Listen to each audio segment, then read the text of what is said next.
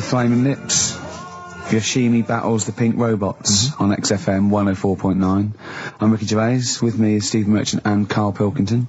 Good morning. I'm going to be honest, I'm going to own up straight away. I've done very little work towards this show this week. I'm a bit busy. You surprised me. Yeah. So I apologise if it sounds a bit sort of... Thanks for being honest, though, Rick. Well, no, I don't want people to go, oh, no, that was a bit shoddy this week. I hope it's not going to be that every week. Yeah. So it is because I've done very little preparation. Okay. So... Right. Whereas normally... You'll probably have to help me out. All right. You have to do some of the work. Carl, you might have to help us out a little bit as well. I don't know, but I mean... I know Steve's done nothing towards it either. So... The onus is on you a little bit here. I love the fact that it's still listed as either Ricky Gervais or Ricky Gervais and Stephen Merchant. In the, Essentially, we don't need to be here, really. No, but I know now people listen for Carl. Everyone I've spoken to, for people on buses, to comedians like Ross Noble mentioned you the other day, and that they go. People on buses? I've never been on a bus. You haven't been years. on a bus No. for like 12 years, Yeah. have you? People on buses. I don't know why I find that so funny. I just know the idea of you being on a bus. The idea of you handing over your fare. They're shouting out from the window. Right. They're going, I love Carl. Right. Yeah. I'm walking along. How much is it on the bus? 20 pence. No, come on, seriously, how much is it? One adult for Terminus, please. I love the fact, they do that thing where, like, if they're interviewing Paul Newman or someone famous... No, it's quid, isn't it? It's a quid. They always say, how much is a pint of milk? And that's supposed to prove if you're sort of still in touch with your roots or whether you're too big a celebrity. Yeah. You've got no idea how much it costs on the bus. Quid? It's not a quid. 120? No, it's not 120. Pint of milk, about 50p. 30p. Oh, brilliant. Wow. Well, because, it's fascinating, because you gave this stuff up before you became a celebrity, didn't you? You were always... Lazy. Because people always say to me, like, Ricky seems a bit obnoxious. Who says that? Well, no, they say, No. Who comes up to you and just says that? The guy on the tube did it. I swear to God, he came up, he said, I was watching an interview with Ricky, he said, he's not a nice piece of work. I went, he said, no, I've got friends like that. And it's like, they're always talking, they're a bit irritating, and you sort of let them off because they're your mates. But I was going, well, hang on a minute. He went, well, two things, it's sort of my job talking, and being interviewed, essentially you do have to talk. Yeah, so about yourself. If that's his only criticism, then I'm not too bad. No, he didn't think you were funny either. In fact, he had a whole list. I say a list, a petition. It wasn't Dickie Anderson, was it? It wasn't Richard Anderson. I hope he's listening. He's our biggest fan. I'll tell you what, Mock Turtles need a remix by Fatboy Slim, don't they? Mock Turtles? It's a great tune, but I'd love to hear it remixed. Yeah. Mock Turtles, Can You Dig It? Remixed by Slim. Yeah. Yeah, XFM 104.9, Ricky Gervais, Steve Merchant, Karl Pilkington. Ooh, stuff to do. What's going on? Stuff to talk about and that. What's been going on? Before you came in, you saw it, didn't you? That experiment I was doing with the... An experiment? Yeah. Well, all I know is as I walked in the building, I passed the little kitchen area, you were hitting Carl on the head with a tin tray. Didn't it make a good noise? It was a great noise. But I'm interested, explain more about the experiment. Well, I wanted to see how hard I could hit him and make it resonate, right, before I either caved his skull in, or, you know what I mean? So, you had to hold it quite loose, so it could, vibrate, but you had to grip it hard enough to give it a good whack. Right. And his head's brilliant for hitting stuff on. Is it? It is perfect. Carl, could we recreate that moment a bit later on the radio? You'll notice that you've been on for 15 minutes, haven't said a word. So it's had a bit of an effect on me. Still a little bit shaken. Okay. Dear. But yeah, do it again later. We were talking about your head a little bit earlier, weren't we? It's not going to mean that you're sort of a bit, fuzzy thinking, is it? It'll be alright. Yeah.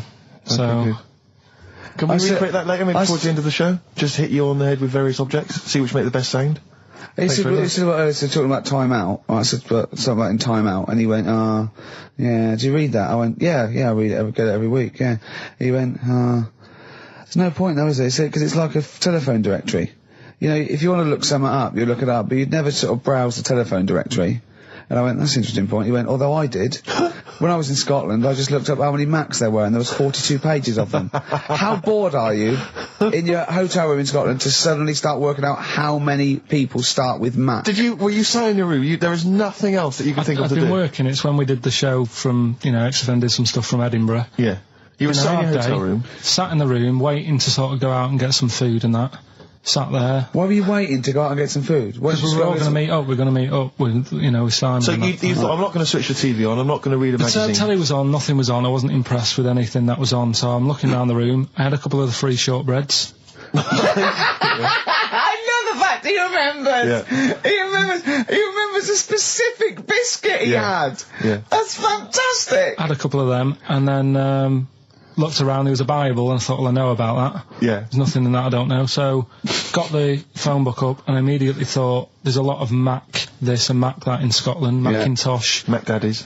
Macateer, there's loads of names, so I thought, I wonder how popular it is. I wonder just how popular it is. 42 pages of Macs. Did you count how many pages there were? Yeah. Did you just work out from the numbers on the bottom of the page, or did you literally No, I count them? counted. I counted. Right. And how many do you reckon are on a page? There's a lot in there.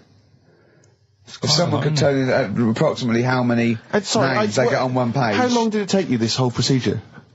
What, the counting? Yeah. Not that long. No, It's just just 2 counting pages. Yeah. It's not that much. They're all And what together, did you luckily. do once you digested that information? What did you do with that information? Did you tell Stored people it, when you haven't I? went? I mean, look, how long ago was the Edinburgh Festival? I stored it along with the biscuit. I love to get in his head. I imagine it's a big warehouse, and there's lots of partitions for weird stuff like kids born with tentacles and things like that. I imagine there's like quite an old caretaker, and you go in there, you say, "I'm looking for that." He goes, "Hang on, I know where that. I put that somewhere. Hang on a minute, hang on. Is this the one when they shave the cat? No, it's not shaving the cat. This is the Max. The Max. I know Scotland, the shortbread. Well, don't give me the shortbread because that's putting me off. But the what's the name though? Do you remember last week I was talking about the Airy Kid? And I think that's every week, Carl. That doesn't narrow it down. All right. Well, we're talking about that Airy Kid in the woods, and did a bit more research this week. Okay. Found a good story out about a monkey. Right. Which I'll tell Ricky a little bit about it. Tell me, come on, tell it now. No, no, tease I me reckon with we it. should keep this. It sounds exciting stuff. That's got 'em, right? So we'll be doing that. We've Don't got hook the audience. we've got Rockbusters again this week. Yeah. We've got Do We Need 'Em? Yeah. What are you trying to get rid of this week? Cockroaches. Right, good one. I can't think of a reason to keep them. Looking into that well. Let's sort the matter out. That's coming up. Excellent. We've got I'm teaching you some more stuff. Oh, yeah? Yeah. He phoned me up today. Yesterday it was. He knows he's been researching, like, educating Ricky. He said, what do you want to know about? I don't know. He said, you interested in space? And I went, yeah. He phoned me 3 hours later. He went, no, nothing about space. I went, what? He said, I couldn't find anything interesting. I said, you couldn't find anything interesting about space? Yeah. It's big. It's pretty interesting, Carl. He went, It's big, but there's nothing there. That's it's like the Millennium Dome. oh, So God. what I'm looking at, right? But no, wait. He said, is there anything else you want to know about? I went, alright, I went, anthropology. He went, what's that? I went, study a man. I sent a man. He went, like what? I went, like, our roots from caveman through and all the, he went, and I said Australopithecus, Neanderthal. He went, well, you know all that then? I went, no. He went, right. He went, do you want to know how a lung works or something? How a lung works? And I said, well, tell me how a fridge works. He went, oh, I said, it's just the gas, isn't it? I went, brilliant. I went, tell me how a microwave works. He went, I know. I said, fella walking past in a laboratory with a bar of chocolate in his pocket, went past some sort of ray thing, it melted it, and he went, hold on. That's it. That's explained to me how a microwave works. Right. So today we're doing sort of medical-ish type things under the banner of colon then, educate me. Oh, God. Do it again? Colon then, educate me. Brilliant. Brilliant. So that's like go on then. So colon. Brilliant. So that's a little heading. You're going to be learning 3 things sort of medical-ish before 3 o'clock. Yeah. Is that it? Yeah, do you want to... Pretty much, yeah. A bit of suede? Come on then. How many O'Reillys are there, do you think? No, little task for you. Suede, animal nitrate. That's really got a Johnny Marr influence at the end, that guitar, isn't it? Brilliant. Still brilliant. XFM 104.9, Ricky Gervais, Steve Merchant, Karl Pilkington. Tell us about this monkey, Carl. You're going to love this one, Steve, Go right? So last week we were talking about how, like, a lad left his family because there was problems at home and that. He went and lived in the wood, he got airy. Right? No. Leave it there, Rick. We haven't got time to go into Right, it. so... That's what happened. And that's what happened. He lived with the monkeys, he went airy. That's Anyway, what happened. That's what happened. looked into some other stuff about, like, airy kids and all that. came across this story about a bloke, right, who worked in a zoo, Oh dear. right? So Trouble's brewing. loving his job and that, but it's quite a lonely sort of job because you don't see many people. You're just dealing with animals all the time, right? So anyway, he gets a bit pally with a monkey because it's the closest thing to a human. Well, that ape is. Right. Yeah, but you can't really go that close to apes. Well, They're dangerous. what do you mean? What type was it? What, do you Just mean let him tell the Was story. it a chimpanzee? I reckon it was a chimp. Yeah. Yeah, it Oh, was you a don't chimp. even know, so It was it's a an chimp. ape. It was a Okay. chimp. Yeah, but he doesn't matter, does So it? he It's the gets story. pally with him. Right, so he gets pally with What, him. do they go on and holiday together? well, no, I mean, it starts On the off pool together. just checking each other out and, probably sharing lunch and that together. Yeah. Right? Anyway, this goes on for a while. They're getting on well and that. And then after a while, right, the monkey starts sort of imitating him a bit more and sort of walking upright, Oh, God. Yeah. right? So he thinks, oh, that's a bit weird. Anyway, they get on really better and what have you. So he thinks he could live at home with me, this, Yeah. because we're getting on the storm, Yeah. right? So he takes him home, and before Is you this the know it, beginning of Beneath the Planet of the Apes? I think it is. I think you've seen this on video. I'm worried, because he's already imitating him and they're moving in together. I'm thinking it's maybe a bit like Single White Female. Single White Zookeeper. Oh, brilliant. right? So Go on. anyway, so it's moving in, and it's getting used to sort of the normal human life. It's having a cup of tea in the morning. Yeah. PG tips. It finishes the day off with Oh, dear. Finish the day off with what? He with does, a he doesn't little have to brandy. move a piano at one point, does he? Finishes the day off with a little brandy. Yeah. What, he pours himself. Is he wearing a smoking jacket? I'll tell you what, Carl, you're a maniac, listen, mate. no, this is why it attracted me. It's amazing, right? So he's having his brandy and that, loving his life. Next thing you know, he sort of, I don't know if he loses it or he gets shaved, but the top half of his body is Becomes hairless, right? Apart from his head, right? So he's got a nice. So it's the head. opposite of the kid. Well, Yeah, this is what well, I'm saying. that would happen. Right? Well, hang on, but so you don't know if You he don't was even shaved know. or if it's How hair? did it say? Then the hairless. What? I'll bring it in for you, the story, and then you All right, can well, see if okay, I've gone wrong. keep going. So anyway, so this is going on, and he's having a great life. Then the zookeeper starts getting a bit annoyed because he's having a better life than the zookeeper. The zookeeper's in the zoo. This is such So the rubbish. zookeeper's still got to do a day's work. The monkey's at home, he's partying. Well, he's it got gets his to a other point when he chipmates says round. there's no point you coming in to the zoo because the whole reason of you being there was because you're being kept there. Right. And he didn't want to bring the memories back, so he said, you stay at home. So You are you're talking such. Just let him finish. God, I don't know if I can sit here and listen to this drivel. Let me. I'm fascinated. it's It nearly sounds over anyway, amazing. right? It sounds extraordinary. Carl. So he's walking up, right? He's having a tea in the morning, finishing the day off with brandy. Gets a bit out of hand, only tries it on with the zookeeper's wife.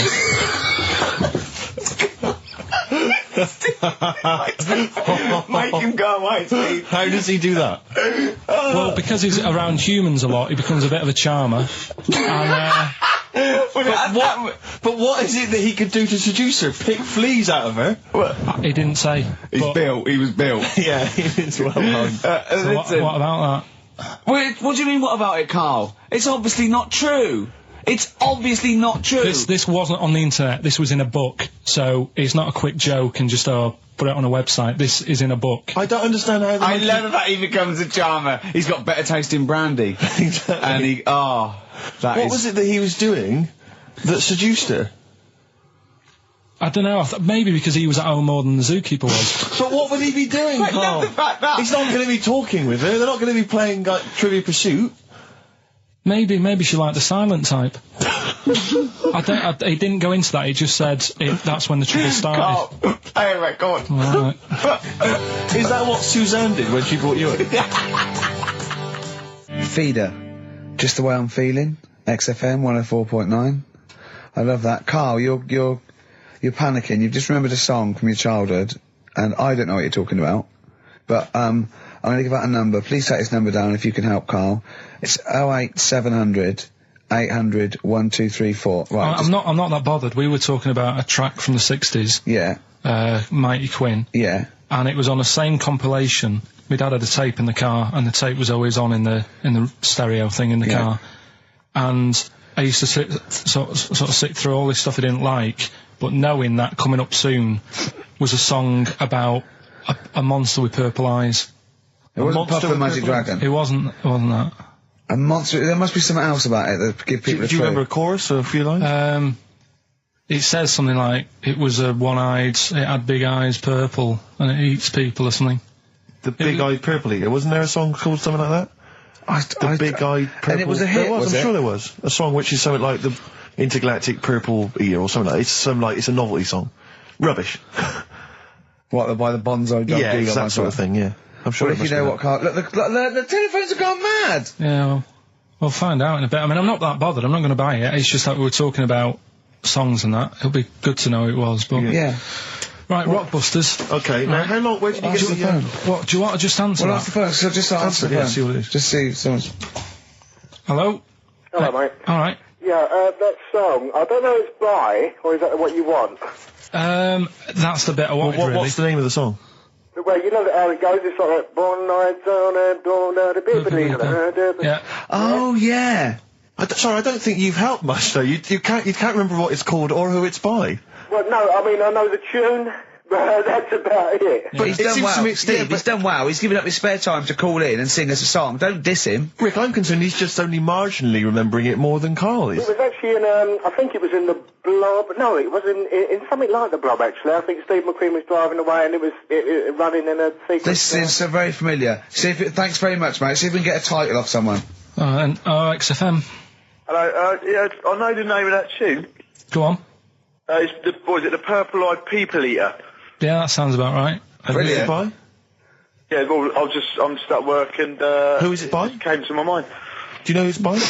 I don't know who it's by, mate, sorry. This is not enough information. I wouldn't phone in if I didn't had half ask the Lewis, information. but we asked him just what the tune was. But I want someone like Paul Gambaccini to call in. He knows what chart position it got to. Okay, right. Thanks very I don't much. think this is enough information. That's two people. The thing is, got if you know the information. title, we can put it in the internet, can't we, and find out who did it. Yeah. That's full of Brilliant. information. Well, thank you very much for calling in. I don't know why they bothered, frankly. Right, listen. Sorry, Rick, no, I mean, I just think if you're going to bother to call in a radio station, have the facts. Have all the facts you have. Well, he hasn't got the facts, and he runs the radio station. He doesn't run it. They keep him here like a mascot. He's like a pet, isn't he? They have him running around the office. God. Now listen, it's Rockbusters. I've got the prizes here. Rick, I'll be honest with you. I mean, we've given away some shoddy stuff in the past. This is the worst collection. Tat, is it? This is really scraping the bottom of the barrel, Carl.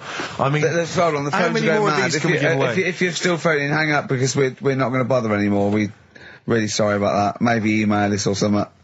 How many of these can we give away? Rick? Look at that. It's only Fools and Horses. It's the Christmas special from not this year, the year before. Yeah. I mean, we have given away so many of these. I imagine there's charity shops throughout London. Throwing them away. Yeah, throwing them away. Yeah.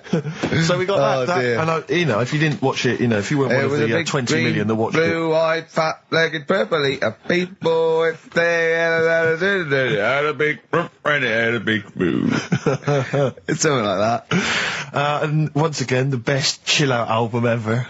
With, this pretty much rubbish. It was a big boo. Actually, no, the songs were okay, but Purple-eater. it's just basically a collection of songs you might have heard on adverts. So enjoy that. Oh god, this one again, the best air guitar album in the world, Volume 2. This is no longer an entertainment show. This is three people chatting to each other now and again. Sometimes we remember it's going out. Sometimes we just take a call for our own amusement. I mean... It's the same price again. It's the David Attenborough compilation of DVDs, which I'd be very surprised if actually makes it to you. I imagine someone here will have had that long before we post it. Oh dear. There's a T-shirt in here. XFM 104.9. You get sent a lot of just in case you're wondering what you're listening to. This is a Quicksilver T-shirt. What is that? What T-shirt is that? That's a T-shirt made by the Quicksilver people. So if you're a bit of a surfer dude, and by the look of the size of it, you're a midget. You can't say midget. You're welcome to it. And this is, I think, the piece de resistance, Rick. I mean, because you know the kind of fans we have. They're pretty cool cats, pretty groovy guys. Yeah. So I imagine they'll be loving on DVD Doctor Who, the Aztecs. That's one of William Hartnell, the first Doctor's classic episodes on DVD. God. There. You know, rubbish. That's rubbish, Carl. Those prizes. I'm ashamed to give them away. Carl, you know our mate Johnny. He's a Doctor Who fan. Yeah. Do you remember? He bought the Doctor Who magazine, and he went. to the toilet, and Steve got post-it notes and put geek on every page. And Johnny opened it on the tube, right, and it had geek and everything. And Johnny bought in the new Doctor Who magazine, I think this week's or this month's, right? And they've done the perfect Doctor Who fan, right, what the geek is, right, and it looks exactly like Steve. Alright, don't have a go, Rick. It does. And I'm going to try and put it on the website. It's amazing. It's got your hair, glasses, it stands like you, it's sort of dressed like you, and it's only, it's hilarious. And he was, I mean, I'm insulting you now, it sounds like an insult, but if you'd see it, you'd laugh. Well, Rockbusters, right? Yeah. Right, here we go. Just a little bit annoyed. Just, 3 clues. We've lost all the energy in this show, haven't we? Well, I can't get over that insult. I'm just a little... No, Three. we did though. It just came out, no, I can be honest with you, Rick, Three it came out left clues. field. I wasn't expecting an insult. No, And, but I think There was a sense of camaraderie on this. No, side. I'll bring Just it in, email and in, you'll see what I mean. ricky.gervais at Right, play a record. I'm xfm.co.uk. just annoyed. I can't What we listen to doing? Robert's I'm just reading out the clues. Should we put this, let's put this one in for the Sony Award. Let's put this show in for the Sony Awards. Play a song, Carl, because I need to discuss things with him. I've talked before about him Edit slagging it me down. off. Get this down to 3 minutes. It'd be a great show. Rockbusters in a minute. XFM. Lonesome Day by Bruce Springsteen from his new album The Rising on XFM 104.9. Ricky Gervais, Steve Merchant, Karl Pilkington. Foreman just phoned in and said to Karl, stick up for yourself. Don't listen to that Merchant. He does my head in. He's so arrogant. I don't think I'm arrogant. I think I'm mean. Yeah. I just think I'm sort of objectionable. I don't think it's arrogance. I think it's No. sort of nastiness. Yeah. I'm just not a very nice person. But believe me, I'm not arrogant. I think I'm pathetic. We've had a lot of emails saying, could you bring back White Van Karl? Oh, yeah. Which is that section of the show where we ask the questions that the Sun asks Someone various else. random punters Yeah. of Karl. But sadly, recently they've got very politicised and very kind of basically a little bit depressing. So there's not really anything appropriate. But I have trawled the papers looking for other questions posed in other sections of the Sun. Good idea. I was just looking here at the Dear Deirdre section, which is the sort of problem page. I don't know what your views are on I'd this. love to see Karl. Oh, God, can we get him a job? As a Just negative. ask. Oh, my God, that would be amazing. Right? Well, here's one. I'd like to see your view on this, Karl. I'm a happily married 42-year-old woman with 4 kids, yet I've developed a huge crush on pop star Darius Dinesh. Yeah. It sent my hormone levels through the roof, Yeah. and last night I woke my husband up at 4 a.m. for sex. We've been married for 20 years and he can't believe his luck. Recently I've been having... I want to go to I'll stop you there. Why are you telling me? Right, carry on. Sorry. Recently, I've been having erotic thoughts about Darius morning, Sure. noon and night. Yeah. I haven't felt like this since I was a teenager and mad about Donny Osmond. My husband is amazed at the change in me. We had sex twice last night and again this morning. Again, why are you telling me this? Yeah, go on. He's just boasting. This is not a problem. It's not a problem. What's here. the problem? No problem. Just wanted to tell someone. Thanks very much. I watched Darius on TV last night, and when my husband came home, I dragged him into the kitchen and we made mad, passionate love. Right, they've done it. They did it then, twice last night, once this morning. That's 4 times. 5 times she's mentioned it so far. Yeah. She's doing all right. My husband. This is a great bit. My husband thinks it might be his new moustache. Or that I'm going through the menopause, but I You know were thinking different. of growing a moustache? I was Do you thinking think of it would growing a change your tash. luck with the ladies? I love the idea. That's what he thinks it is. He's telling his mates in the pub. You should gone grow one mad of to me. these. Grow The one old of Tom these, right? Selleck. 5 times in the last 24 hours. Hooray for sexy Darius. So, what do you make of that then? What are your views on that? Hold on though, if that bloke is reading that paper, that narrows it down It's a gotta bit. be, yeah. Who else did he know? His wife likes Darius, he's had sex 5 times that night, and he grew a new moustache. He's thinking, I wonder if that's me. Maureen. Yeah, go on. But what's your concern? Because I'll tell you what her problem is. She's worried that, the reason that she's now kind of overly excited and she's having this great sex with her husband is because she's actually fantasizing about someone completely different, younger. She's having these wayward thoughts, isn't she? She's a bit concerned about that. What's your concern? What are your thoughts? I reckon she's going to start shoplifting soon, coming out in hot flushes. Go on. Just, they're both happy, aren't they? He's getting what he wants. She's happy. I'd say, yeah, whatever, get on with it. Do you think that she should confess? She wants to be honest with him. I wouldn't, because not that many fellas like Darius. Right. So, if you're sort of thinking, oh, she'd rather have him than me, I don't What do you think it's gonna work. Darius would think of this? He'd probably be happy with that. I mean, What would you do if you got loads of phone calls, right, from women going, Karl, whenever you're on the radio, I just have to do it. I just have to do it. Your voice makes me... I'd say, alright, well, it's alright. I'd be happy with that. Would you? Yeah. I mean, just in case anyone is doing that. What would you do to sort of like egg them on a little bit to help them out? What do you think? What sexy things would you say? What do you think is your quality? What do you think people would find, you know, pretty horny about you? Is it your sort of mank wine? Do you think that? Just say this, London shit, innit? I think say that, but you know, London, it's not that good, is it? Like I think you've done it there. So that's say something quite sort of sexy though. Say something like, you know, I love to love you. Say something sexy. Say that. No, say something sexy. If Susan says to me, you know, do you love me? I go, yeah, you're all right. And I know the thing is, I know that's true. Yeah. I know that's true. That's brilliant. But because one of the things that Deirdre says is that she's wondering if this marriage is going a little bit stale and needs to be freshened up. They need to give a new spice, a new spin to the marriage. What would you do? What advice would you give to spice up, you know, something that they've been married for quite some time? Get him. I think get Darius, all Darius things. Get David Snedden's new video on the telly. What do you reckon though, Carl? Just treat them. Do you know what I mean? Just surprise them now and again with stuff. That's what I do. It's what you got those condoms, didn't you? That you got 2 for So one. hang on, what? You've never done that? What? You've surprised Suzanne with what? You know, I've like, You stood behind a door and shouted at her when she comes in. Don't drop the jelly! Yeah, you know, just the usual stuff. There was some free chocolate delivered to work the other day. I took her a bit of that home. Nice of you, that's really thoughtful. She didn't like dark chocolate, but I said, well, that's a thought. So, I had it. But, you know you often benefit from any gift that you give her. The chocolate, the meal, the condoms. There's always something in it for you. Yeah, there is. I love the idea. She's got bored with a Christmas present now, though. What, the condoms? Yeah. Or the food that she ate. No, the condoms. Right. Yeah, she's got tired of filling them with water and throwing them at the passing kids or putting them on her head and inflating them. I love the idea of asking problems. What do you think of erectile problems? You know that Pele advert? He goes, be careful, we haven't got erectile problems, call this number. What would you do if you're impotent? What would you do? What's the advertising? It's just saying, like, you know, if you can't, you know. I haven't seen that. Yeah, Why have they got him doing it? Wow. Well, he used to, he used to be able to keep it up for hours, the ball, and Yeah. What would you do if you... To advertise that? No, if you suddenly couldn't get, you know. What would you do? I don't think it bother me now. I know you're 30! What's that? You're talking like you're an 80-year-old. Yeah, but do you know what I mean? You sort of been there, done that now. It's like the boxing and the dancing that I did. It was good as a kid, and now it's like, take it or leave it. You need to write to Deirdre. Supergrass, Seen the Light, XFM 104.9. We're a little bit worried. We might have a technical hitch here. We've had no emails, and usually we get loads and loads. So we're worried it's us. Can someone send an email? Yeah, just a test email. Yeah, but we won't know if they have or not. They might just be ignoring us. No one might be listening, Steve, so this isn't proof. I guarantee there's at least one person who would send an email.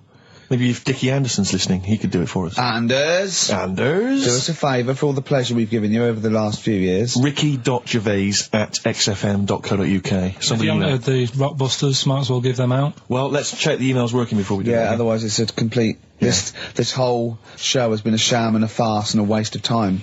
Well, I think they can take that as read. Right, educate me, Carl. Right, well, Go on, say, right. Educate me. Well, what we're looking at this week, we've done war, we've done, We've nailed that, we've nailed war. We summed up war with a little French bloke whose battle cry was, John's got a moustache. Right. So, and last week we did science. What would you do on science then? Airy Kid. Brilliant. Right. Yeah. So this week we're looking at, medical problems. I'm sure we do Airy Kid every week. Medical problems then. I've got a couple of things under the banner of, then educate me. Yeah. We've got, this is interesting. Right. Do you know if you have an operation on your brain, right, what they do is, I mean, this is why I'd never go to the doctors. I don't like doctors because this sort of stuff freaks me out, right? They can operate on your brain, and what they do is they put you to sleep first, cut your brain case open. Your skull, yeah. The brain case. Yeah, yeah. And then wake you up and operate on you. So you sat there with your head open, messing with your brain, and you don't feel anything. Well, there's no nerve endings, is there, in the brain? But still, it's not right, is it? What, you think they do it for fun? No, They but go on, Reg, wake him up so he all freaks out. Go well, on, is, it, wake is, him up. it necessary that you're awake, do you think, or... Well, they need the brain active, don't they? Yeah, but it is when you're asleep, you're having mad dreams. I had a mad dream the other day. Go on. No, I might tell you about it later, but there's no sense to it. But, so your brain's So is this conversation. Yeah, I mean, it'll turn out, I go, no, Carl, I was there, that wasn't a dream. Yeah. No, Yeah. but... So, I mean, if I had an operation... On your brain, heaven forbid. Well, operation anywhere, I'd like to sort of think, well, I'll have an injection, I'll go asleep, but when I wake up, it'll all be sorted. Yeah. Yeah. The fact that Your brain case is open. and they wake you up and you think, oh, is it all done? And they say, well, have a look in the mirror. And your brain... See, I don't think they do that. I don't think they try and frighten you when you're doing an operation. Yeah, I don't think that you go about your business and they sort of follow you around, dabbling. Yeah. No, but it's almost like they are having a bit of a laugh with you. Right, well, I'd just like to say now that they don't. Anyone who's going in for an operation on their head, do not ever listen to anything But Carl says. why have you got to be awake? Because you'll be bored anyway, you'll be sat there. Well, they give you a telephone directory, look, and they say, look how many Macs are in there. That's the Scottish telephone directory. And, you know, time flies when you're counting that sort of thing. No, but do you know, like, when you... What are you telling me? What are you I'm just asking saying me? how weird it is. It's weird, isn't it? It's like, do you know when you go for a haircut, right? It's a bit embarrassing. Well, I don't anymore, but when you go for a haircut, it used to be... When you go for a haircut. It used to be a bit embarrassing when, like, they'd wet your hair and they'd make you have that sort of Hitler cut because your hair's wet, and I used to hate it, and I think, do you have to do that? Do you know what I mean? You know It's what I mean, similar. don't It's you? very similar to open skull No, surgery. what I'm saying is, it's almost like barbers like to do that to make you look daft and feel daft for a bit, and there's women coming in and out, and you're sat there with a daft haircut. Yeah. And this is what that reminds me of. Do you think they do it in a shop window? This brain operation? I'm just saying, it's a bit Do you weird. think, why are we doing it in John Lewis's? Just so more I people love can the idea that that's what doctors are doing. Let's make this guy look a bit stupid. Yeah. Open his brain Look case. at the twatty look with his brain out of his head. Take a Polaroid. Reg, take Yeah, a Polaroid. Look at him. Look at his face. Right, right, clock his face when I give him the mirror. Get this on camera. Put this fake nose and glasses Sorry, on. if that did you teach me something then? Was that I taught educational? you that your brain case can be open with you're awake, and you just sat there sort of letting them get on with it. Brilliant. I've learned that. I'll never forget that. Right, go on. Anything else? You'll love... Let's play a song, because the next one is amazing. What? Even more amazing than that? Yeah. Play a song? Yeah, bit of Bowie. No email still, by the way. No, I don't think it's It's working. not working today. Lady so what we're gonna- Stardust. We'll have to do a phone-in for Rockbusters. Off the Ziggy Stardust album. Alright. Bit of David Bowie. When's that ever hurt anyone, Steve? Never. Lady Stardust off Ziggy Stardust and the Spiders from Mars on XFM 104.9. I'm Ricky Gervais, Steve Merchant. Karl Pilkington is in the middle of educating me. Colon then, educate me. Right, so, I've learnt that you can, you know, fiddle around with your brain when awake. That's brilliant. I've never been a fan of doctors, though, so this was a good one for me Yeah. to look up, because... Yeah. Did I tell you the time when, the doctor said, I was gonna die? Alright, keep talking. Right, ages ago, must have been about 15, right? And, at lunchtime there was this... We used to have a choice of stuff to do at lunchtime, right? We used to have, like a burger place that had an arcade machine in it, right? So we used to go there and play on that and have a burger. Or, there was this baker's, right, that my mum worked at, and, did great cakes and stuff, right? So, she used to, like, bring some home and that, but she couldn't always bring them home every night because, you know, they'd cost money, and she used to get them for free. And they used to say they'd rather chuck them away than give them to the staff because there's a chance that the cream might be off. Right. Right, so they used to chuck them round the back. So I used to go round the back with my mate and eat a load. Brilliant. Scavenger eating out of bins. No, it wasn't out of bins, they were still in trays, but they just stacked them up near the bins, right? So this got out, I mean, it used to be chocker. Once the school found out, everybody used to go there, and it'd be like, well, have a cake. Headmaster crawling through, fighting the kids off.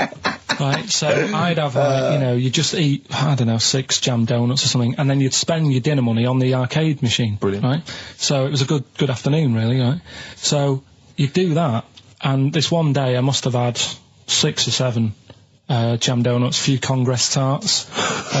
What's a Congress tart? I love them, I can't get them in London, right? So I'd have some of them. if anyone can get a Congress tart for Karl in London, please let him know. So anyway, this day, that was just a normal day. Do you know what I mean? You'd once, twice a week, you'd have a load of cake. In your life, Yeah, So normal anyway- day in your life. Were the frog boys there with the webbed hands and the big heads? So- and the horse in the settee? Yeah. But the day after one of these days, I had really bad cramp in my belly. Right? I was like in agony, could hardly walk. So I said to my mum, You could hardly stagger to the free cakes. So, I was in absolute agony. I said, I don't like doctors, but you'll have to get a doctor in because I don't know what it is. I can't walk. She gets the doctor round. I won't say his name, but he said, well, doesn't look like he's got long left.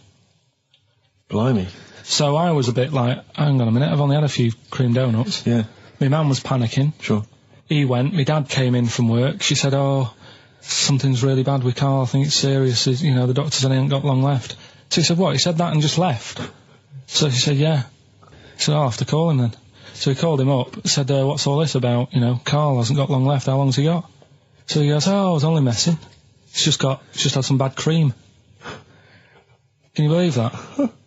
Well, the thing is, I like the fact your mum didn't ask any questions. I know. She didn't But go she into doesn't. detail. Can you explain more, doctor? No, I got a shoe off. No, but she doesn't. She doesn't like talking. I don't want to diss you or your family, but I imagine if I was there, I'd have known the doctor was joking. That's all I'm saying. I mean, I sound very arrogant there, but I imagine he went, what's he been doing? I had about 6 cream cones. Oh, right. Oh, wow. He hasn't got long to live then. I'll see you later. That's what I think the doctor did. Yeah. It's like the idea your mum just let him go. Yeah. Terrified, thinking, well, I'm not going to probe him. He's that's it then. Dad comes in. Hi, honey, I'm home. Anything happened? The doctor said Karl's going to die and then left. Did he? I'll call him. But anyway, that's why these sort of things fascinate me. So we'll move on to this next one, right, which is brilliant. Go on. Dead short story. So, right, old woman, about 70 years old. Yeah. She's normally fit and healthy and stuff. Nothing wrong with her. She's having a good life. And one day, she goes for a check to the doctors, just to check herself out, 'cause she's getting on a bit. Yeah. Says, take your clothes off and that. So she does. And checks her out. Says, yeah, you're looking good, you're looking good. Turn round. He said, oh, God. He says, you got a tumour on your buttock. Right? So she goes, oh, well, can you do anything to sort it out? So they go, yeah, we could book you in for an operation. It's best if we remove this. Books her in for an operation. Operation day comes, strip her down and that. They're all stood round, the doctors. Start to operate. It only turns out it's a pork chop that she sat on 5 years earlier and it had stuck to her buttock. Right, Karl. I can forward you. Listen. Serious. Right, okay, Karl, I'm telling you now, I'm leaving. I'm never doing this show again. No, I'm serious. Honestly. You're talking, I've never had such you are, play a record. I couldn't believe it. What do you mean you can't believe it? Stop the record. Right, okay, right, what do you mean you couldn't believe it? No, when I read it, I said, I've got to tell Ricky This that. woman had a pork chop stuck to her arse for 5 years, you mental case. Of course she didn't. Doves, caught by the river. People are going to think you're thick, Karl. Well, they can think what they want, because if they do their own research, they'll probably find the story. Because it won't have happened that many Karl, times. think about it. I mean, how could an old woman have a pork chop stuck to her arse for 5 years? She said she couldn't remember even making one, so she was as surprised as the doctors were. But hold on though, she presumably must have sat on it naked. Yeah. Didn't that bring back any memories? I know it's weird, but Karl. But why would it stay there? Why wouldn't it fall off when she had a bath or a shower? Grease. What about a bath? But why didn't the doctor realise that when he first looked at it? Yeah. Was he not paying attention when he said, I think it's a tumour? Didn't he not look a bit listen, closer? think about it. A pork chop stuck to your arse for 5 years. You're naked, you sit on a pork chop, you go, nothing. Yeah, there's nothing weird about that. I can't feel anything. Even if you had a dead leg, the time you that pork chop, what else you got dressed? well, she might have not have done that much. She's old. She probably just sat down and didn't move for a bit. And over time, it's stuck, and then... What do you mean over time it's stuck? Do you think the longer something there, the more it stays there? Look, I know that's why the I pork picked chop it. goes, well, we've been here a year, we're Richie, not going to move now. I don't think we're going to move now. I'm quite, attached to this buttock. I think I'll stay here for another 4 years until some doctor works it out. I love the idea they got her into hospital, they gave her the bed baths, they got her ready for the operation, they laid her out. They were just about to take the get the scissors or the knife, make the incision. Hang on a minute. This is a pork. This is a Bring pork me a frying chop. pan. This is a pork chop. Right. crazy, Well, okay. Well, if you're happy with it, then I'm happy with it. Fine. Right, That happened then. So did the shaved monkey who got off with a wife. Fine. Rockbusters then, we've got a problem with the email this week. Yeah. So Least of our problem, I think. they're not coming through, so I'll give out the clues again, and then you can call in on 08700 Only call if you know all three, you can rattle them off. Yeah. We'll do it during the next record. So Yeah. the number is 08700 800 1234. Right. 08700 800 1234. Right, okay, so you got that. So And the call three- in if you know all three. Yeah, the three, just to recap. I've got three other jumpers like this one, the initials FT. That bunch of people can't make up their minds if they want to sit in the sun or not, right? That's C.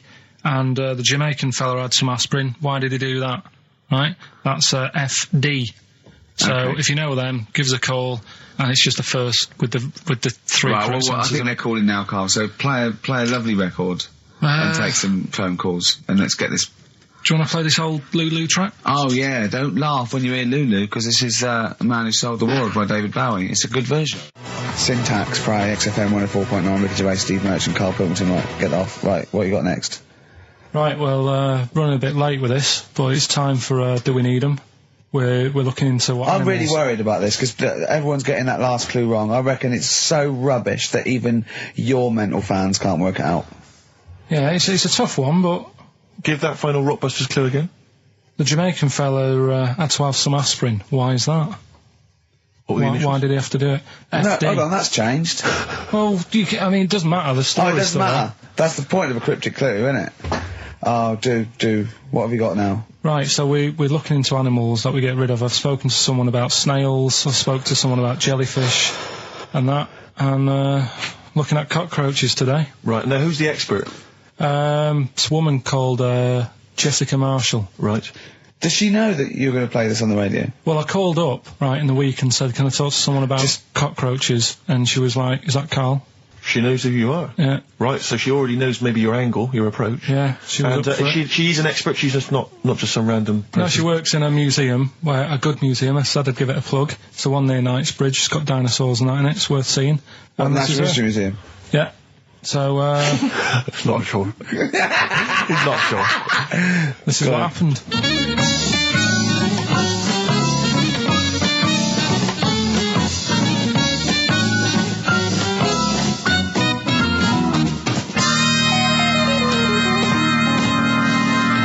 Now, what I'll do, I'll tell you as much as I know, and then you can fill me in if I'm right or wrong.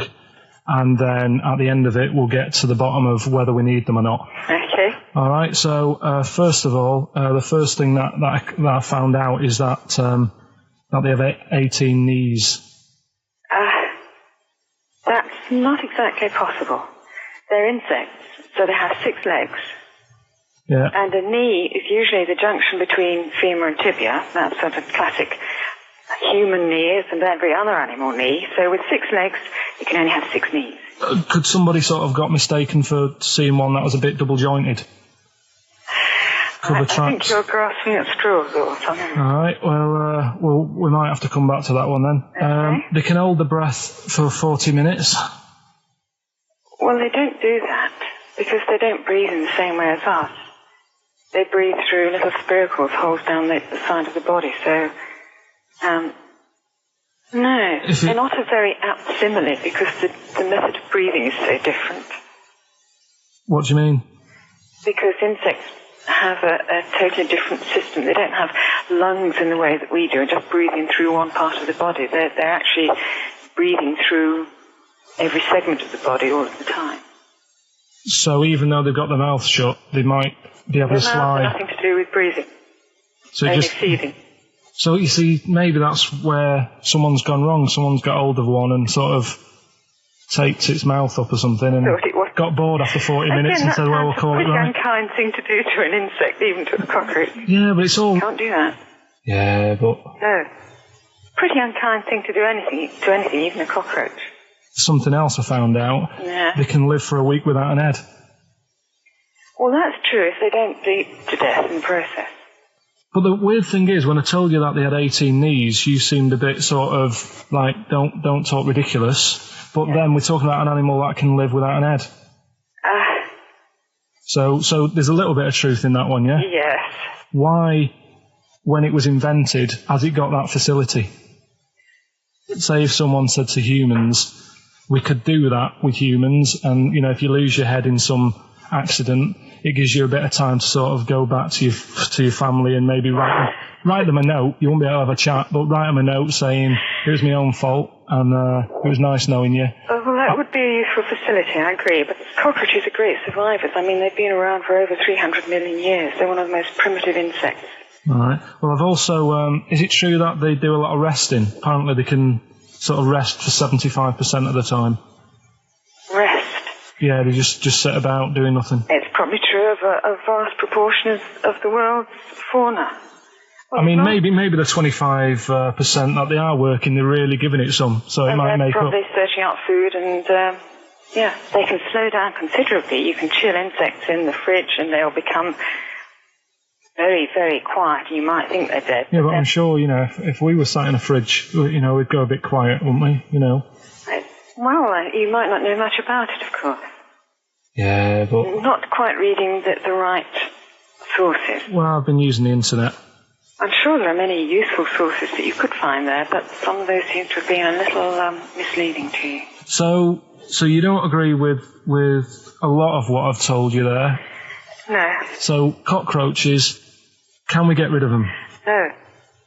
So we're keeping them then? I would say so, yes.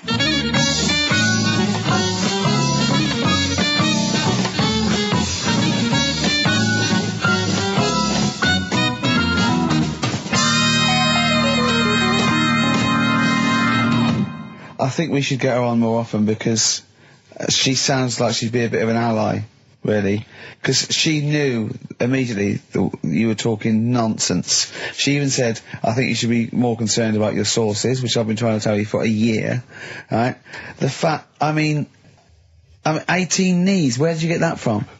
It's on the internet. They can hold their breath for 40 minutes. I mean, I don't know what you read and take on. Mad world, don't it?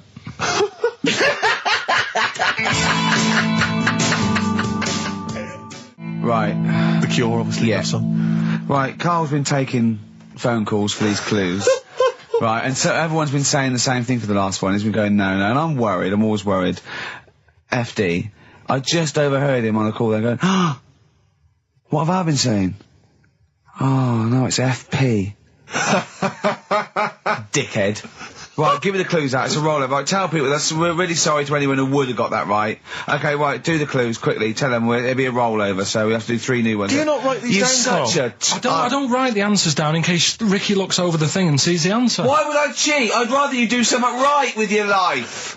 Right, well, the clues were I've got 3 other jumpers like this one. Yeah. That was FT. Yeah. They got that. 4 tops. Yeah, that's all right. Good, well done. That bunch of people can't make up their minds if they want to sit in the sun or not. That was C. They were getting that. That was charlatans. Charlatan, right? A bunch of them charlatans, right? What What's Charlie? No, it's like, shall I go out? Shall we? Charlatans. They got it, right? Where I went wrong with this one, the Jamaican fella, he had to have some aspirin. Why? It's my fault, I'm not cutting, there's no point passing the book or anything. I said FD. A lot of people were saying, Fred Durst, like, forehead hurts, which is a good one. Yeah, which would have been as good as any of yours. But I made an error, so we'll roll it over. No. What is the answer? What is the answer? Over. Jamaican fella what? Add some aspirin, why do that? What's the thing? FP. FP, it was Frida Payne. Frida Payne. Frida Payne. Frida Payne. Frida Payne. That's awful. Carl, you've got to write these down next week. This is I'm right. sorry, You're the producer. I know, but I've had a busy week, haven't I? That's not an excuse. That isn't an excuse. Our excuse is we don't care. Yeah. You do put the care. work in and then make a mistake. Yeah. I mean, it's better not to try than try your hardest and be rubbish. Do you see what the point? We don't care. But you've got standards. Yeah, and you're not meeting them. Think of that. You're not even reaching your standards. God. Right, well, that's that, I guess. Well, the prizes will be giving those away next week. Bollocks again. Just completely... Song for the ladies to end the show with. It's from Nick Cave's new album, Nocturama. This is a track called He Wants You. Back next week. Remember, free to pain. Coldplay, Speed of Sound.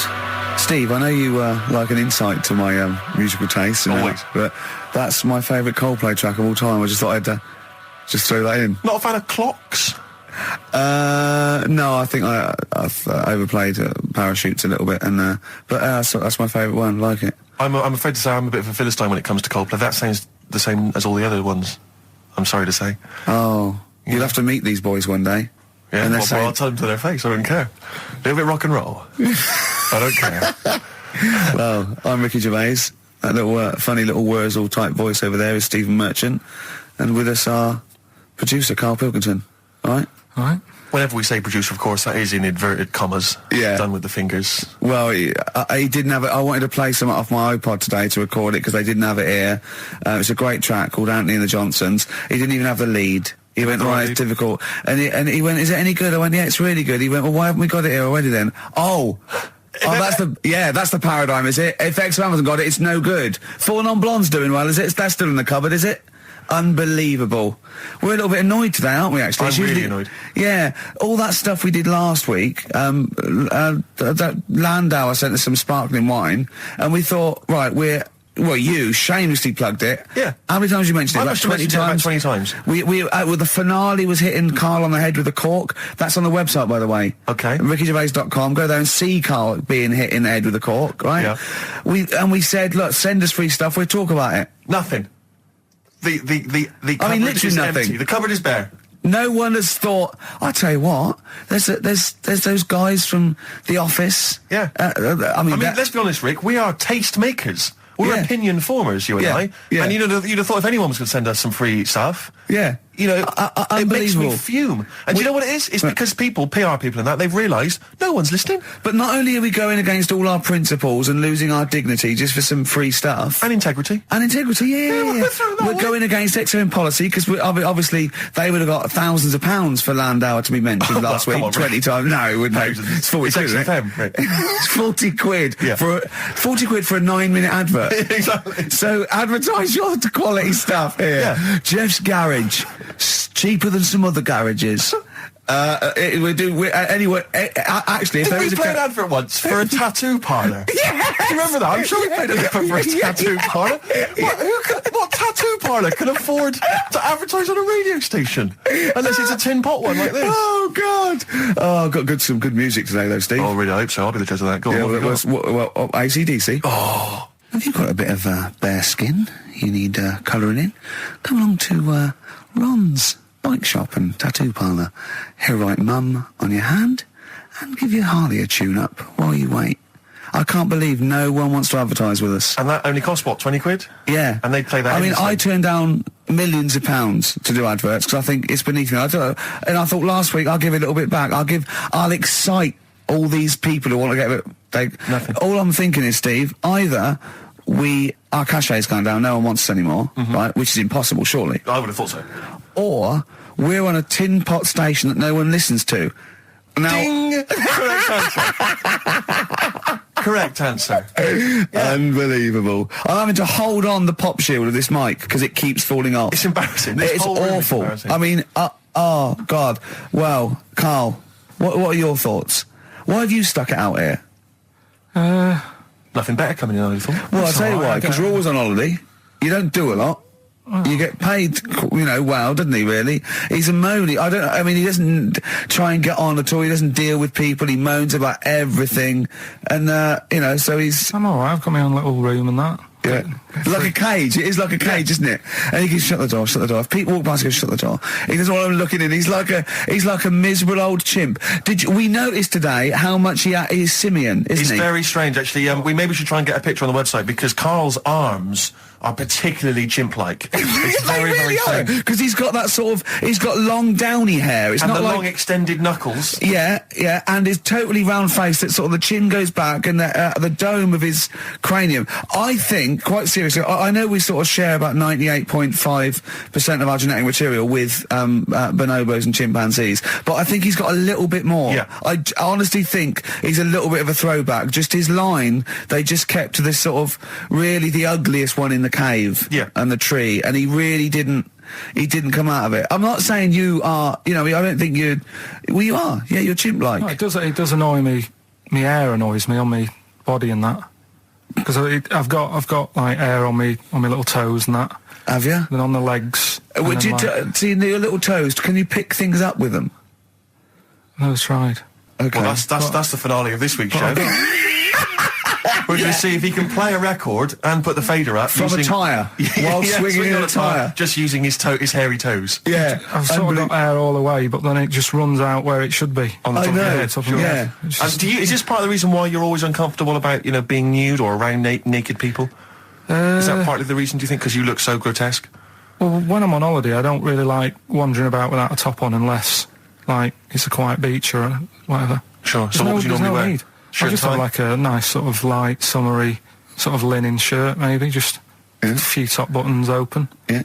But I don't like, the naked body isn't that nice anyway, is it? You know what I mean? Whatever it is, if you're a cat and you're shaved, you don't look that nice. You know what I mean? But with I think you'll find a cat is naked even with its fur on. Cats don't wear clothes. No, but what I mean is, a bald cat isn't that good. You know, it does me head in that I'm bald. I'm not, I wish if I could have hair, it would be nice, but that's life. Would you prefer animals to wear clothes like Mickey Mouse does? Or Goofy? You know that I don't like nudist and all that. We've done it. But don't you think sometimes you could sort of like maybe fancify it a little bit? Like if there was such a thing as an ape salon, and there isn't, Carl. There isn't, right? Would you give a orangutan a trim, maybe sort of his hair? Because some of those look like they're going bald, but they've got a comb over, they don't should they? just have a shave. When it's like that. That's what I did. Just take it back. And the underarms as well.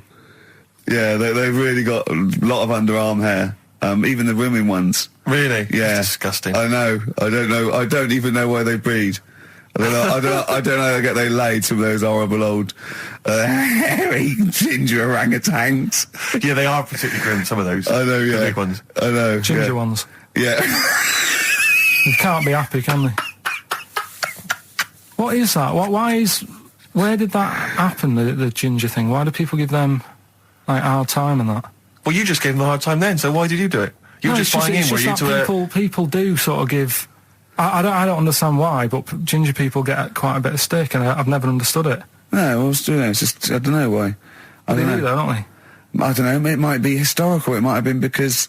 I'm sure they don't everywhere in the world. I'm sure it's probably... Oh, they are. They're always... I've said to you about even, like, ginger cats, they're always fat, because they're sort of sick of it, probably. Play a record! Wait. Ginger cats, what do you mean? When you see a ginger cat... They've been eating, like, because they're upset, they're fed up and they've been bullied. You never see, like, a thin, happy ginger cat running about. It's always overweight and looking a bit fed up. It's just a good point, isn't it? I wouldn't say it's a good point, Carl. It's a point. So last week, the Chinese don't age well. Now, anything ginger, including cats, are sick of it. No, but I'm just saying... Are you ginger? Would you like to take issue with any of Carl's points? 83 XFM is the text. You can text us. Maybe you've seen a thin ginger cat. I'm not having a go, though. That's what I'm saying. I'm just saying it's weird how people give them a hard time. And it's if I could have hair, I'd go for ginger hair rather than being bald. Really?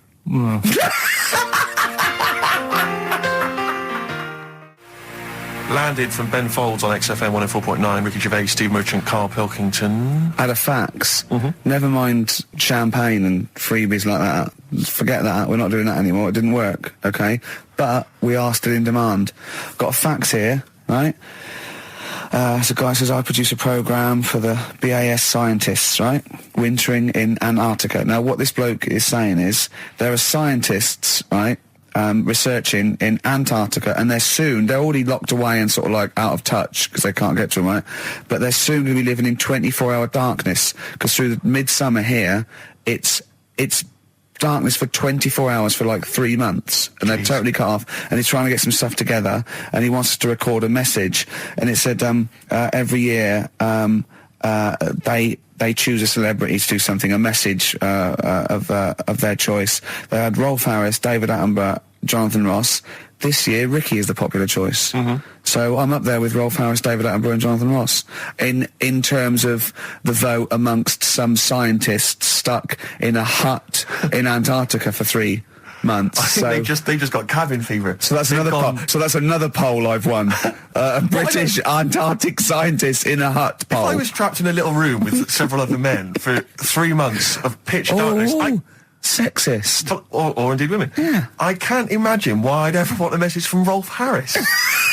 Why would Rolf? I mean, David Attenborough, fascinating. Well, I assume it is it's the animal. I assume they're researching penguins or something, aren't they? If they're stuck in there, or maybe But what's that got to do seismic with Rolf? activity, or maybe polar shift. I don't know.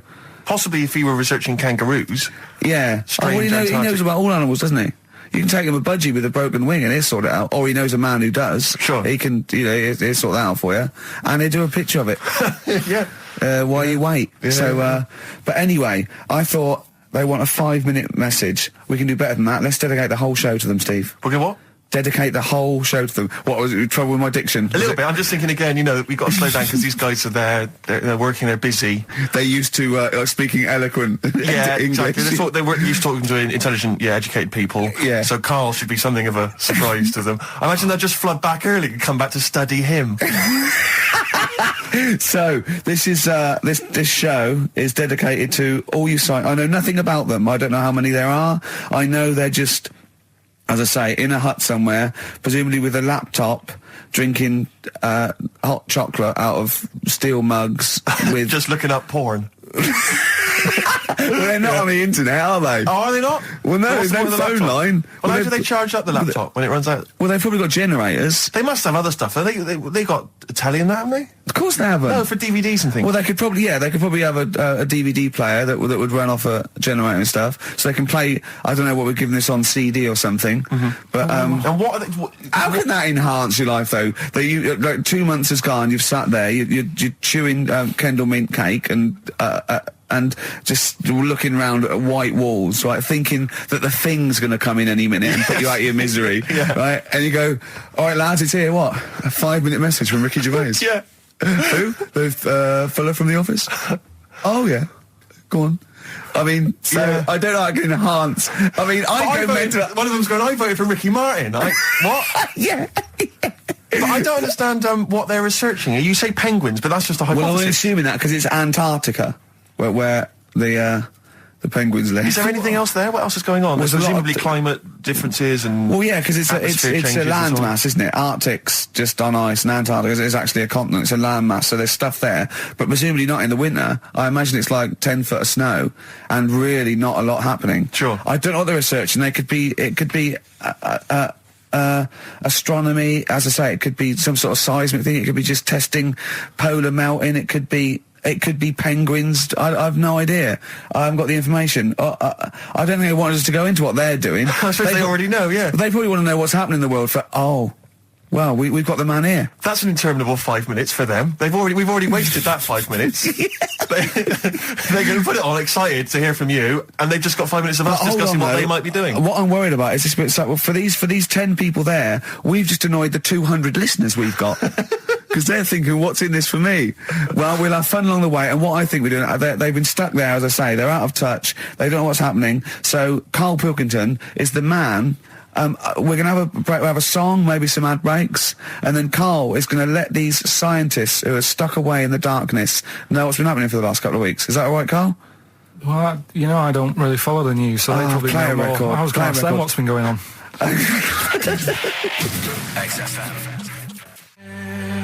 Embrace a glorious day. Well, it is a glorious day, Steve. Brilliant. Every day's a glorious day, isn't it? Well, it is when I'm with you. Yeah, love the world. Yeah. So these scientists, they're stuck away in the darkness. Let's tell them what they've been missing. What's the highlights, Karl, of the last Ricky Gervais and Steve Merchant and Karl Pilkington, by the way, XFM 104.9, etc. What they've missed for the last... just do the last few weeks. What have they missed? Remember, they haven't got newspapers, they haven't got telly. What's the... Look at him, he's looking at me like I just said that in Arabic. What don't you understand? Think what's happened. Think what they haven't got that you know about. What have you seen and heard in the last couple of weeks that they couldn't have? Well, like on the news and that, what's gone on in the world and that? Yeah. Well, or just things you've done personally. I think that'll be of less interest. Yeah. Pope's dead. Okay. I like it. I imagine that. Imagine if that was them breaking it to them. Yeah. Like they're listening in. You go, what's happened? The Pope's dead. Well, don't say like that. Break it to us gently, Carl. Well, I think that's better than how they do it on the news normally, though, isn't it? They make What? a big deal out of it, and you panic a bit when it's the breaking news, and you think, oh, there's a war on. Yeah. And you go, Pope's dead, and you go, well... So you've just used that short, sharp tactic. I said it softly, ripping a though, didn't plaster I? off quickly. I just said it softly, didn't I? Pope's dead. When you know all that coverage of the Pope with like these millions of people that had gathered in Rome and stuff, I was thinking about, you remember we talked about the Queen Mother, and they were queuing up to see the Pope. Yeah, lying like in state. 4 hours to And get once a again, I glimpse. couldn't help but feel if they popped him on some kind of like dessert trolley and just wheeled him past everyone else, they could have got that done in about 3/4 of an hour. Yeah. You know, once again, people not thinking, they're not expanding their minds. Tell you what, Yeah, logically. what, like students and rag week Exactly. with a bed down Put Oxford on one of those Street. novelty beds. They're all dressed in kind of cardinals gear. Yeah. Just, trundling off and down the... Yes. But it's the way they also said they've now got a new Pope. He's hardly new, is he? Why didn't they learn from the last one? Sure. Keep taking on old people. Yeah. My dad couldn't even get a gig in B&Q. Oh God! So who have we offended? I mean, the thing is, it's clever because soon our offensiveness isn't going to be sort of like we're feeling about offending someone. It's going to be like we're going to be living with Salman Rushdie. Yeah. Do you know what I mean? The things. I mean, that's pretty. Don't have a go at the Pope. I'm not having a go at him. It's good Right. that he can carry on working and what have you, but I thought everyone had to retire at like 60 or whatever. Like, bloody hell. But, whatever, if you can get away with it. Yeah, why couldn't your dad get a gig in B&Q? I mean, he goes there a lot, doesn't he? He goes there a lot. That's why, if you're just joining us for this one-off show because you're trapped in a bunker somewhere in the Antarctic, you should know this of Carl's dad. He's a thief. He steals things, and we've openly discussed this before. He steals this from other elderly ladies and elderly people. Perhaps. Oh, he's not like living in this area. Raffles, though. He doesn't go into their house. He's not a gentleman thief. No, don't people put? Let's put this in context. He's not a villain, but sometimes when people leave groceries lying around in a public telephone box. No, what it was, where they live now, they've retired, right? They've moved. I won't say where they are, but somewhere quiet, right? And it's so quiet. It's not a witness relocation protection scheme. But because there's only about 8 people live in this village, it's not worth like the like corner shops. There's only staying open. 8 people living in the village. It's quiet. The It is village quiet. of the damned. So anyway, rather than keep the shop open, you're meant to call up and go, all right, Harry, I need some milk today. Right. And they stick it in a phone box outside in the shop, and my dad found that out. So when he's been out, just stop off at the phone box, have a look at what's left lying around. Yeah. But of the 8, I mean, there's 8 people in the village. My attention would be instantly drawn to the dodgy Mank fella. I mean, do you know what I mean? It seems, in Manchester you can probably get away with this, there's a lot of scum up there, but down in this little village, you got little Miss Marple type and a little, country policeman. He's stopped doing it now, Has he? Stopped doing it, yeah. Cleaned up his act. Yeah. Yeah. Good, alright, so the Pope's dead, any other big news? There was that thing I told you about last week, the foot-long spider eats chicken. What does this mean to them? They're going to think that the world's been taken over by them. It's not like there's never telling. We're not going back. There's a foot-long spider on the loose. Are these people bright, though? Well, let's have a look. Antarctic scientists. Yeah, they've probably got an O-level or Well, two. you're looking at penguins all day. Yeah. So how bright have you got to be? What do you mean? Well, what are they doing? Well, I don't know, do I? But they've been chosen. There's probably cost millions of pounds to set them up there. Oh, Carl. I'd say this is like, for scientists, this is like Big Brother. Do you know what I mean? This is like a big dinner scientist there watching this, finding out what's going to go on. There's little challenges that they give them, little tasks. It's like Celebrity Love Island without the sun and slappers. Go on. I think what else has gone on. Well, while you're thinking, Carl, I should just tell you now, you threw that question out earlier, why are ginger people historically mocked? We've had a couple of responses on the text, 83XFM. Again, as ever with XFM listeners, don't believe what they say, don't trust what they say. But one of them... Have we got any respect for anyone in the world? I'll get back to you. Pete in Tooting, now, again, I think this is nonsense. He claims that the reason ginger people are disliked is because Judas was ginger. From the Bible.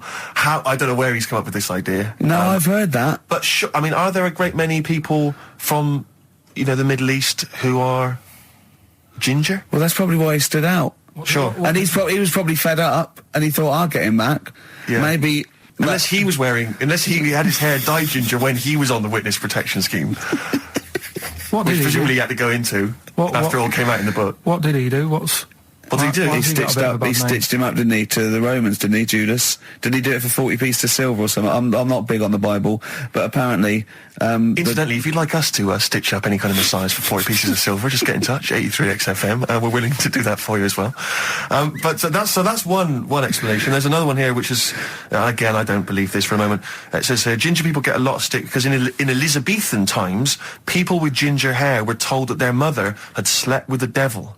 And that was why their hair was ginger. So there's two options. Maybe if you've got some more, you can any more spurious thoughts, then get in touch. 83XFM. But yeah, I don't know. Carl? No, there might be truth for both of those. I mean, the point is that if either of those are true, they were already being picked on. If you know what I mean. Right. That's the point. It's sort of like maybe that's not the total root of it. Well, the Judas thing might be the root of it. The first big ginger to do something a little bit. So if he was bald, then old bald people would be like, yeah, get a hard time on that. Yeah. Well, we do mock you behind your back anyway, Carl. That's going on, don't worry. So play a record and think of something that's happened to tell these poor scientists what's going on in the world. All you've come up with so far is the Pope's dead and there's a big spider. What is that? That eats chicken. The Pogues, rainy night in Soho. I hope there isn't a rainy night in Soho tonight, Rick. I'm sure you're one of those who agrees with me. So we just had an email here from a guy called James Lee. He says, hi, just writing a bit of info on the scientists in Antarctica. I'm a scientist who's just come back from one of the Antarctic bases called Halley. There are 15 people staying there over the Antarctic winter. The scientists are looking mainly at the atmosphere, things like the ozone hole and meteorology. I think there are 6 scientists staying over the winter, as well as a doctor, electrician, mechanic and a carpenter and so on. And so he's saying they do listen, they have the internet, so they maybe could listen to the show on the internet. And if you get the chance, say hi to Francis and the rest of the winter is for me. Sure, no problem. Yeah, thanks, James. But yeah, there they are. That's what they're doing. That's what they're up to. But why are they asking you for a message though? When I mean, have these people got families and that, or are they convicts or? No, what do you mean? Of course they probably do get messages from their family.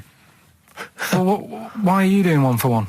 Is that, I mean, do you know, like you see it in, like, Porridge and stuff like that, where if someone's in prison and no one visits them, yeah, and they sort of look a bit fed up and that, is this message that you're doing for like, people who don't get a letter in the post from... Brilliant. So they put this on the shelf until someone doesn't get one. All right, Hargreaves? Yes, sir, I didn't get a message today, sir.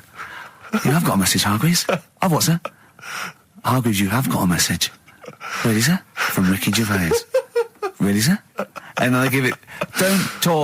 Don't talk, please. There are scientists listening. Try to keep the talking shit down to a minimum today. What's annoying me is, right, they're saying they're stuck over there for months, but it seems to me like they're wasting a lot of time. Right? Why?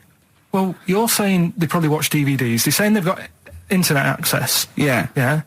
They're wrong. Listening to messages. Yeah. Get the job done and go home. Well, then we don't have to tell them anything then, because they listen to the internet. If they've got the internet, then, yeah, it's a waste of time. Good point. Play a record. Well, hang on, before that, here's a good point. You've had a long time to research what's been going on in the world. We just had an email here from Nicholas who says, why haven't you told them about the recent Pig Olympics that just went on in China? You've missed that one, Carl, once again. Who won?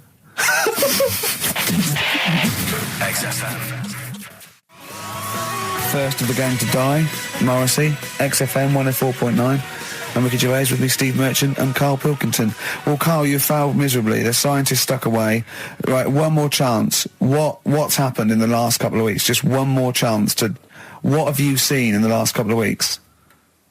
Well, like I say, I don't really watch the news and that, so Right. I can't tell them about that. But in a way, I think they're better off not knowing. I think that's the only good thing about being out there, isn't it? Not knowing about the bad stuff going on. Yeah. So I can't help them there. They don't need to look at the weather, do they?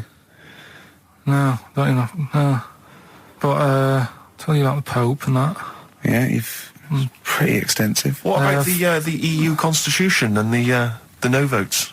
What do you make of that? What are your views?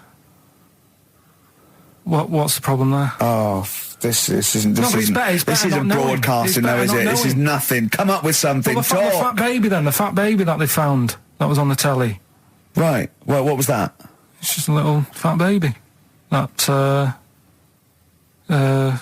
Oh, I don't know what. It's just a little fat kid and that. What? Tell what? It was What on is? the telly. It was on the telly and But that. what was on the telly? You just said fat baby, fat baby, fat baby, fat baby on telly, fat baby on telly. You're meant to be telling them what's happened in the world. Tell me about the fat baby on telly. It's just they've found some. There's this illness called Momo, right? And they've just got this woman had a kid. It's really sad. It was on Channel 4 and that, right? And kid's born. You sure it wasn't Jimmy Carr? Kid's born and that, right?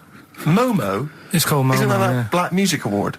No, right, little fat baby and that, and there's only 3 of them in the world. These little fat babies, Right. and So one of them, they're in danger. How fat? Are you not telling? What do you mean? How fat are they? 6 stone. It was only 2. And there's 3 of them in the world, and there was this one, and there was one in Brazil. Are they like endangered? Is that the problem? Because there's only 3 of them in the world. I'll be worried. Is it like a conservation campaign? They're hunted for their flesh. No, it's sad. If you, I know, it's easy to You shouldn't joke, laugh, but if you've you can make seen an it, you'd interesting go, oh, handbag it's for a bit sad and that.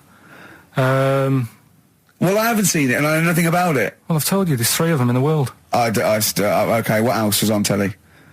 Something I watched the other night, that was just good.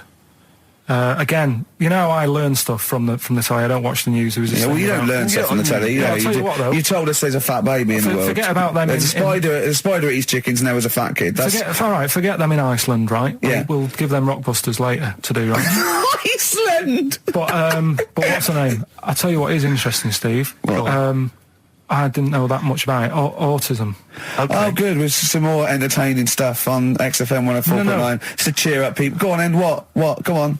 No, right. Have you heard about it, Steve? What Autism? It is? It scares me to death when he comes up, when he touches on a serious subject. We've been talking about wheeling a dead pope round, the Chinese don't age well, and ginger people are hated. And now we're going to touch on a really, I mean, No, I said- my heart's in my throat. Go on, Carl, then. Tell me your insights to autism.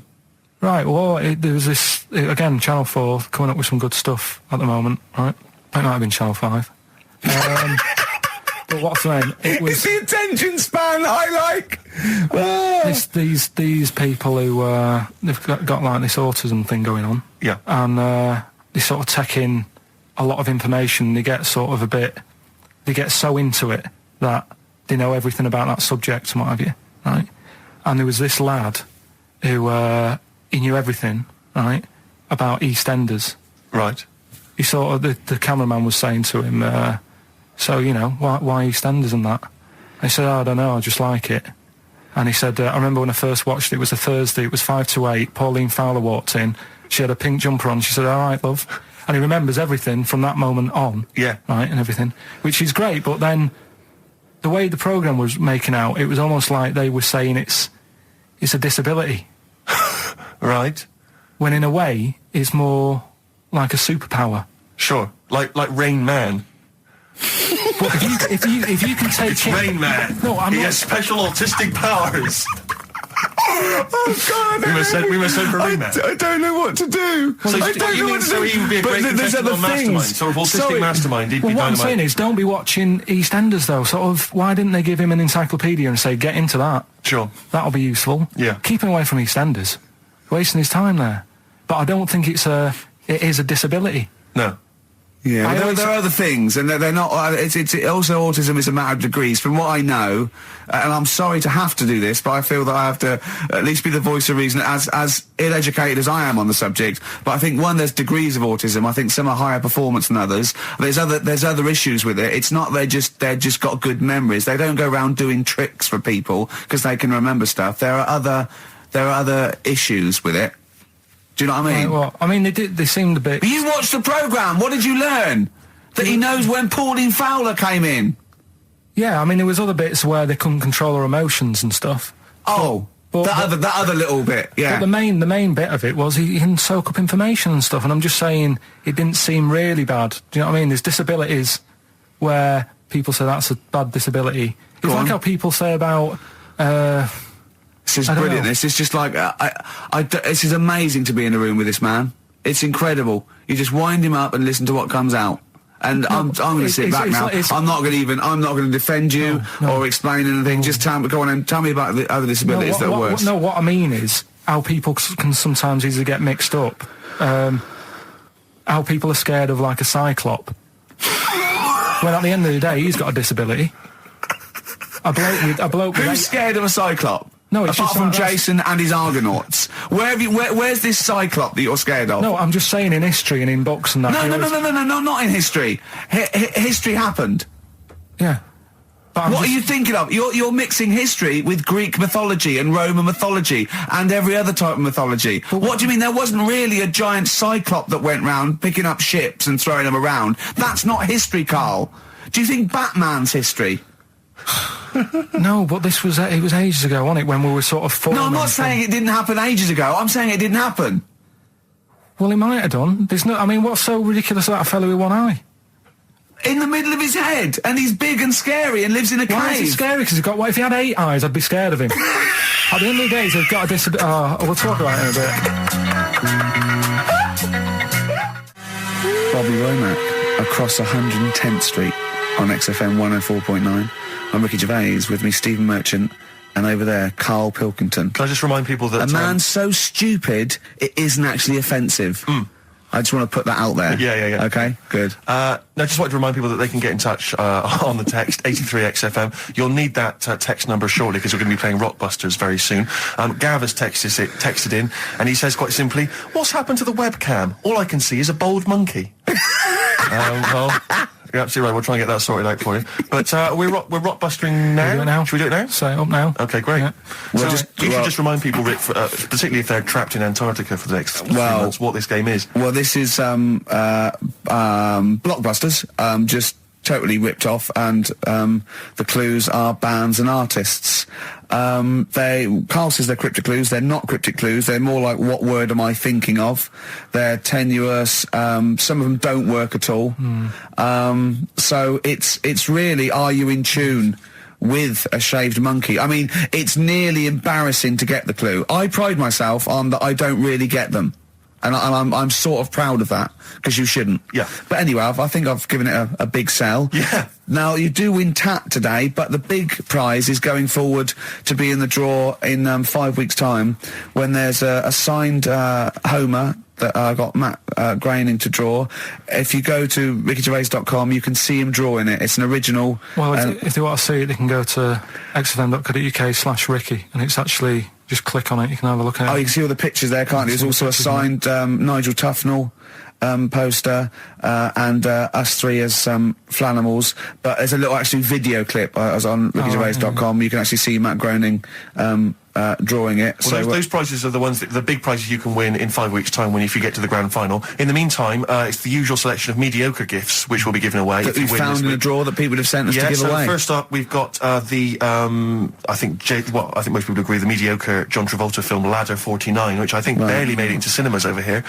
We've also got on DVD. And we're giving that away. We're giving that away. Brilliant. On DVD, the TV series Grumpy Old Men, which I think is repeated every single night on BBC Two. Oh, and that's free as well, is it? Yeah, that's free. Okay. Right. We've got the complete third series of Alias. Great gift, only if you've seen the previous 2 seasons. So, is that the one I'm in? I don't know, possibly. French and Saunders at the Movies, a collection of all their hilarious movie spoofs.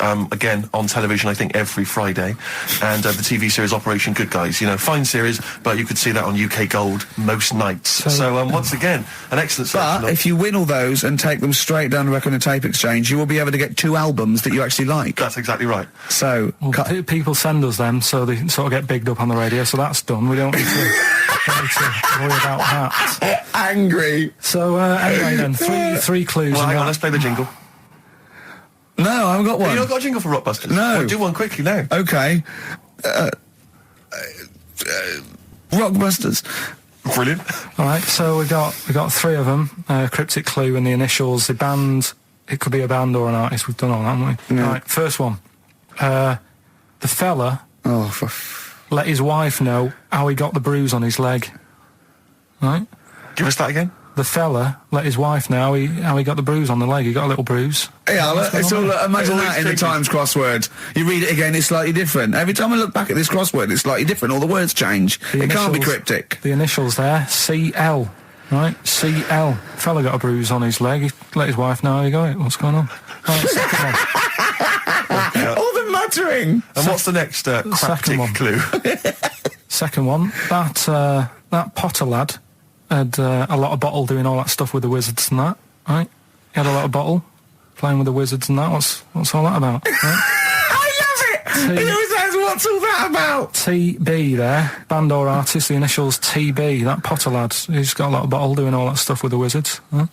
And the third one, the Buddhists won't be able to get in their temple without these. What do they need, right? The Buddhists won't be able to get in their temple without these. The initials TM. Right? 83936 is the text number. We don't want to receive emails from this because we can't be bothered, so just a quick text. Make sure you include all 3 answers. We're not interested unless you've only got, you need to get all 3. Yeah.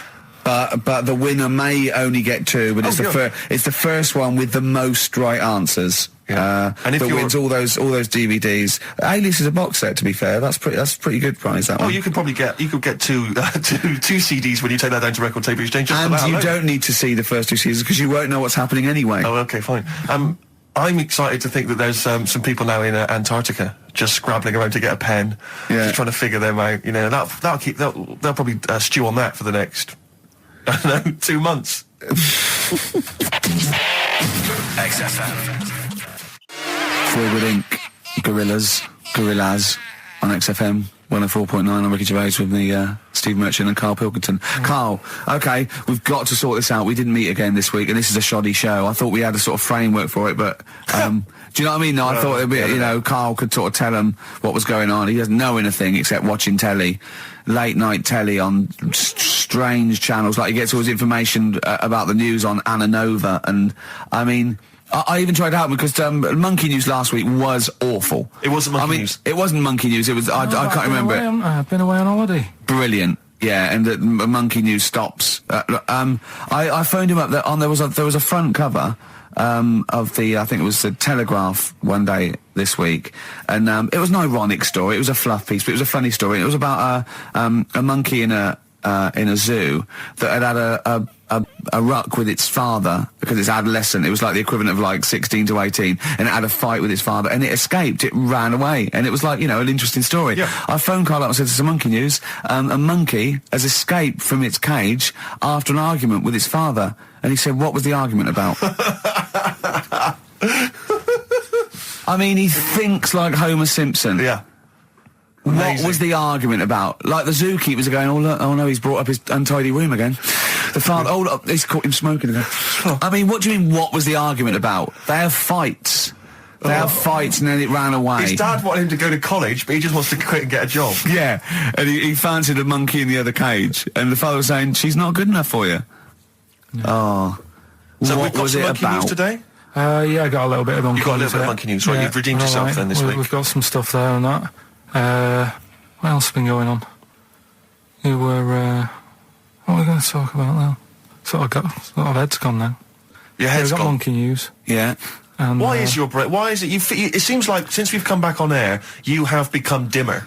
I mean, it is extraordinary. It's like BSC has kicked in. Or and did you we really just are- forget? We just forgot. Maybe what- it's been a long time. We've forgotten just how stupid he is. Yeah. It's proper. Do you mean it's the silences?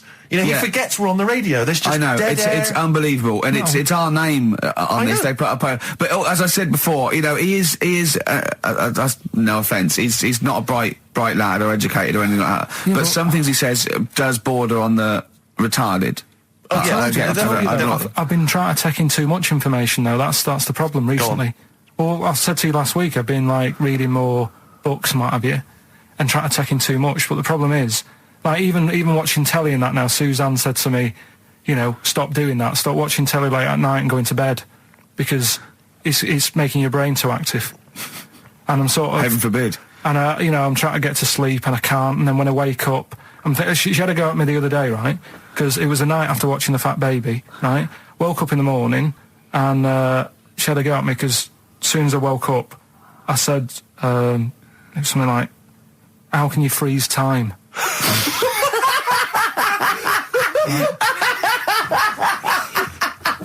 And she says, "Are you going to say good morning or whatever?" I'm gonna burst! Just imagine it, right? It's like the sun comes up through the window. Oh, she's right. Carl's like that, his little head. His eyes open, he goes, One of those floppy night hats. "How can you freeze time?" Oh, God. But it's because, like, whatever, the night before I might have heard that on the news or whatever, and it's just been sort of whizzing around my head. Sure. And, you know, it was a big debate. I think have they found a way of doing it or something? What are you talking about? They've done something about freezing time and all that. See, this isn't information. This is nothing. That is nothing, that. They've done something about freezing time. Imagine Jeremy Paxman coming on, going, "Well, I had the issues tonight, said something about freezing time." It's, think before you talk. No, but I don't worry about how to do it. I just think about what effects that will Oh, have. they haven't asked you to get involved? Well, this is what I'm Phew, saying, though. You phew. can't explain it. It's a tough thing, isn't it? But what's the point in me worrying It's about not a that? question. Do you know what he said to me the other day? This is unbelievable. This is one of the most stupid, incredible things I've ever heard. He was talking, and he suddenly stopped, and he was thinking about it, and he went, "Oh," I went, "What?" He went, "You'd never see a black ghost." Extraordinary.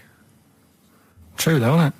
I've never seen a ghost, full stop. There are no ghosts. There aren't ghosts. No, but I mean when you just see them in, like, magazines and that. Play a record!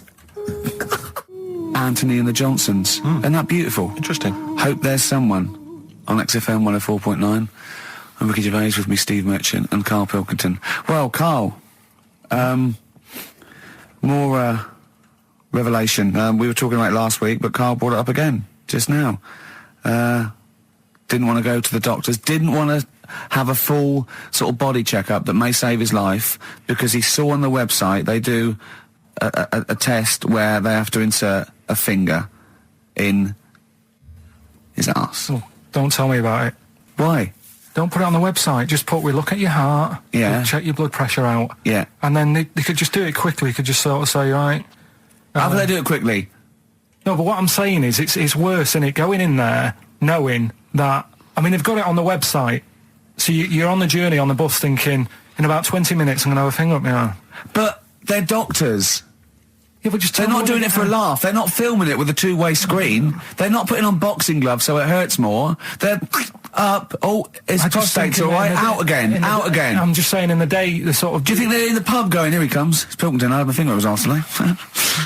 Do they allow ladies to do that? Do they allow female doctors to Of do it? course they do. They're doctors. that's worse, though. You're sounding like him. No, I'm just interested because, you know, do they allow female doctors to do the finger up the arse thing? Well, of course they do. They're doctors. Forget the female and male. They are doctors. Right, do you know any female doctors to do that? But what I mean is, isn't it a bit like if you're being searched at an airport, you know, and you're a woman, they send in a woman person to search you. They don't send in a bloke to do it. Is that the same thing? Yeah, they probably trust someone who's gone through 6 years medical college not to be taking the piss as opposed to a fat security guard who couldn't get anything else. Do you know what I What are mean? you talking about? There's doctors all the time coming out in the papers, they gave them this so they could look at their boobs or whatever, or, you know, it's all you're always hearing stuff about dodgy doctors. But what I'm saying is, the reason why they do that security, because there's lots of security people, and they can, you know, for your own, you know, for the, you know, your own modesty, there's a female one to search females and a male one to search males, and that's fine. But there's not like 4 or 5 GPs to choose from, and you go in there and you go, is it your arse and testicles? Do you want a bloke or you know? What about you what if accept they've got it. long fingernails? They don't have long fingers. What do you think this female GP looks like? She's sitting behind the desk like Cruella de Vil with cleavage and long red false nails, going, "Hello, love, bend over. This may hurt a little bit." There's gloves and Vaseline. I don't believe there's 2 of you now in the room, Carl. They're doctors. They have to. What would you rather do than put the hand down your throat and round your alimentary canal to feel your ass? It's a quicker way in. You seem to know a lot about these doctors who stick fingers up people's asses. You're a very well-informed gentleman about this sort of thing. Well, say if they did find something, Yeah. would you then have to get like a second opinion, so someone else's finger? Well, no. They test it to see if there's anything suspicious. That it's usually a swollen prostate, which can be anything. So they catch it early, and that's it. They feel up there. But if you want a second opinion, then the same doctor will just stick a thumb up and have a feel around then. So it always works in the same way. Yeah. Well, if there's a doctor who can, I don't know, put me at ease. I mean, surely there's another way around it. I don't believe that. I mean, what is this? 60 million people or something in the world, isn't they? 60 billion or something? Well, 6 billion, something? Yes, you got it. Right. You hit it. Well done. That's a good word. Right, so yeah, there's 6 billion, did I say? Yeah, what's 6 billion then? Loads, isn't it? Yeah, but... So if you want a doctor to phone up to assure you that the finger at the bum thing's not painful and that it's necessary and Just that that it's it's not just someone necessary, trying to really. get Just that it's not an easy way round. All right, what's the what I mean? phone number here? It's, changed that, haven't they? Oh, You're the producer! Hang on, here it is. 0871 222 1049, and I think you select option 1. It tells you anyway what to do. Please, if you're a GP, or you've, even if you've completed medical, I mean, we want a qualified doctor, really. Anything else is not good enough for Karl Pilkington. We'd love to, you can ask him all the other questions, because Karl, as I said last week, he doesn't feel his own testicles because he doesn't like the feel. Yeah. So, I'd like a doctor to explain to him how necessary that is. And this is truthful as well. I've got very slight pain around the genital area at the moment, and I think it might be some kind of groin strain, but I'm a little bit anxious, not entirely sure Yeah, what it is. you've been with me twice when I've gone along to get them checked. Yeah. And I go, oh, what's that? Yeah. It's terrible. I mean, but, it's usually... I think you're in a pretty low risk, aren't you? I'd hope so. You're coming out of the 20s. I think testicular sort of... I shouldn't be doing this, I'm not qualified. They told... All they said was to me, sort of like, it's 20s and 50s. Mine... So we're in... Mine sort of felt like they dropped a bit the other week when I was on holiday. I don't know if that's... like when you're relaxing, or I was wearing shorts a lot. How far? If it's 2 foot, it's too far. I was having problems walking. What do you mean? Why? No, it was just a bit, I had shorts on all day, I'm happy, I'm walking about on the beach, what have you. And then, at the night, when I put some long trousers on, I was sort of walking like a ricket. They probably like stretch a little bit. Sometimes, I told you when I was about 18, I was scared. I went to the doctor. I felt a pain, right? And because I was doing biology, I thought I'd show off this doctor. I said, I've got a pain. I think it feels like it starts in the epididymis and goes up through the urethra either. And he went, finger up the arse. He said, your jeans are too tight. They're squashing your balls. So we want a doctor like that. So what's the phone number again? It's 0871 222 1049. A qualified What do you doctor. mean your balls drop, though? We've got to come back to this. I don't know, they just felt like... it's not too bad at the moment. I was alright on the way in, but it was I feel twinges all the time, but you never know whether it's just because they're in... but they felt like they weren't my own. Do you know what I mean? They sort of felt a bit like these are... There wasn't a bloke standing really close to you, was there? And You didn't get them mixed up, did you, on the way back? On the flight back? Someone else has got... Well, take a leaf out of nudist books. They just walk round, they've got nothing on it. it. About nudists. Why? Well, let's play this ad break and that. And Have you had another encounter? If we've got time, I'll tell you about it. Have you really? XFM. Right, we've got who's that on the line? It's Rob. Rob, and are you a doctor? I'm a final year medical student. I'll be a doctor in 2 months, touch wood. That's close enough, isn't it? Yeah. Excellent. So, where do you study? Do you want to give more details, or do you want to remain anonymous as you're calling in to I study at Barts Hospital. All right, great. So, why do GPs sometimes put their finger up a man's anus? To see what's there. You know, if you've got hemorrhoids, if you've got an enlarged prostate, you know, it's either that or they stick up a big tube and have a look up with a light. What? And it's easier to do that. Now, are you dumbing this down for us, or are you going to fail your medical exams by saying stick up a big tube with a light? I'm dumbing it down. Okay, come on then. We're all intelligent people here, and Carl. So you tell us what's that called? It's called a sigmoidoscope. Right. Nice. That was a clever test, wasn't it, Rick? 12 inch long. Yeah. 12-inch long tube they can put up there. So, Carl, would you prefer that or a finger? Well, so do they sort of do the finger first, and then, I mean, at what point do they say, hang on, we need a light here? I mean... It's normally if there's something wrong. But, so if I go then, say if I go to this well-known clinic, right, and they go, yeah, the art's good and that, yeah, finger, there you go, and then they go, hang on, I'm going to go and get me light and tube. I could start worrying then because they've sort of found something. And they're not likely to go straight in with the tube. They'll probably send you off some tests first. But Carl, there's nothing. But you go to these places to put your mind at rest and to know where you are with your health. I mean, it's not that you go along. That's what most people worry about. They think that because I'll go along and they'll find something. Well, one, that's illogical. It doesn't heighten the fact they find something because you go along. And two, if they do find something, it's a good job you went along. I mean, I'm a hypocrite because I don't go to the doctor, but I've had that done. You should be concerned if when they shine the little light in your ear, it comes out the other side of your ear. No, the other ear comes right out the other side. That's when you should be worried. But Rob, right, you said then, if they find something, they send me off for some tests. Why can't I just have the test without that and cut out the middleman? Do you know what I mean? Because you're wasting lots of money. There's hundreds of tests they could do, and they could do every test, and they could all come back with nothing, or they could do the finger up there and send you for the 3 tests you need to find out what's wrong with you.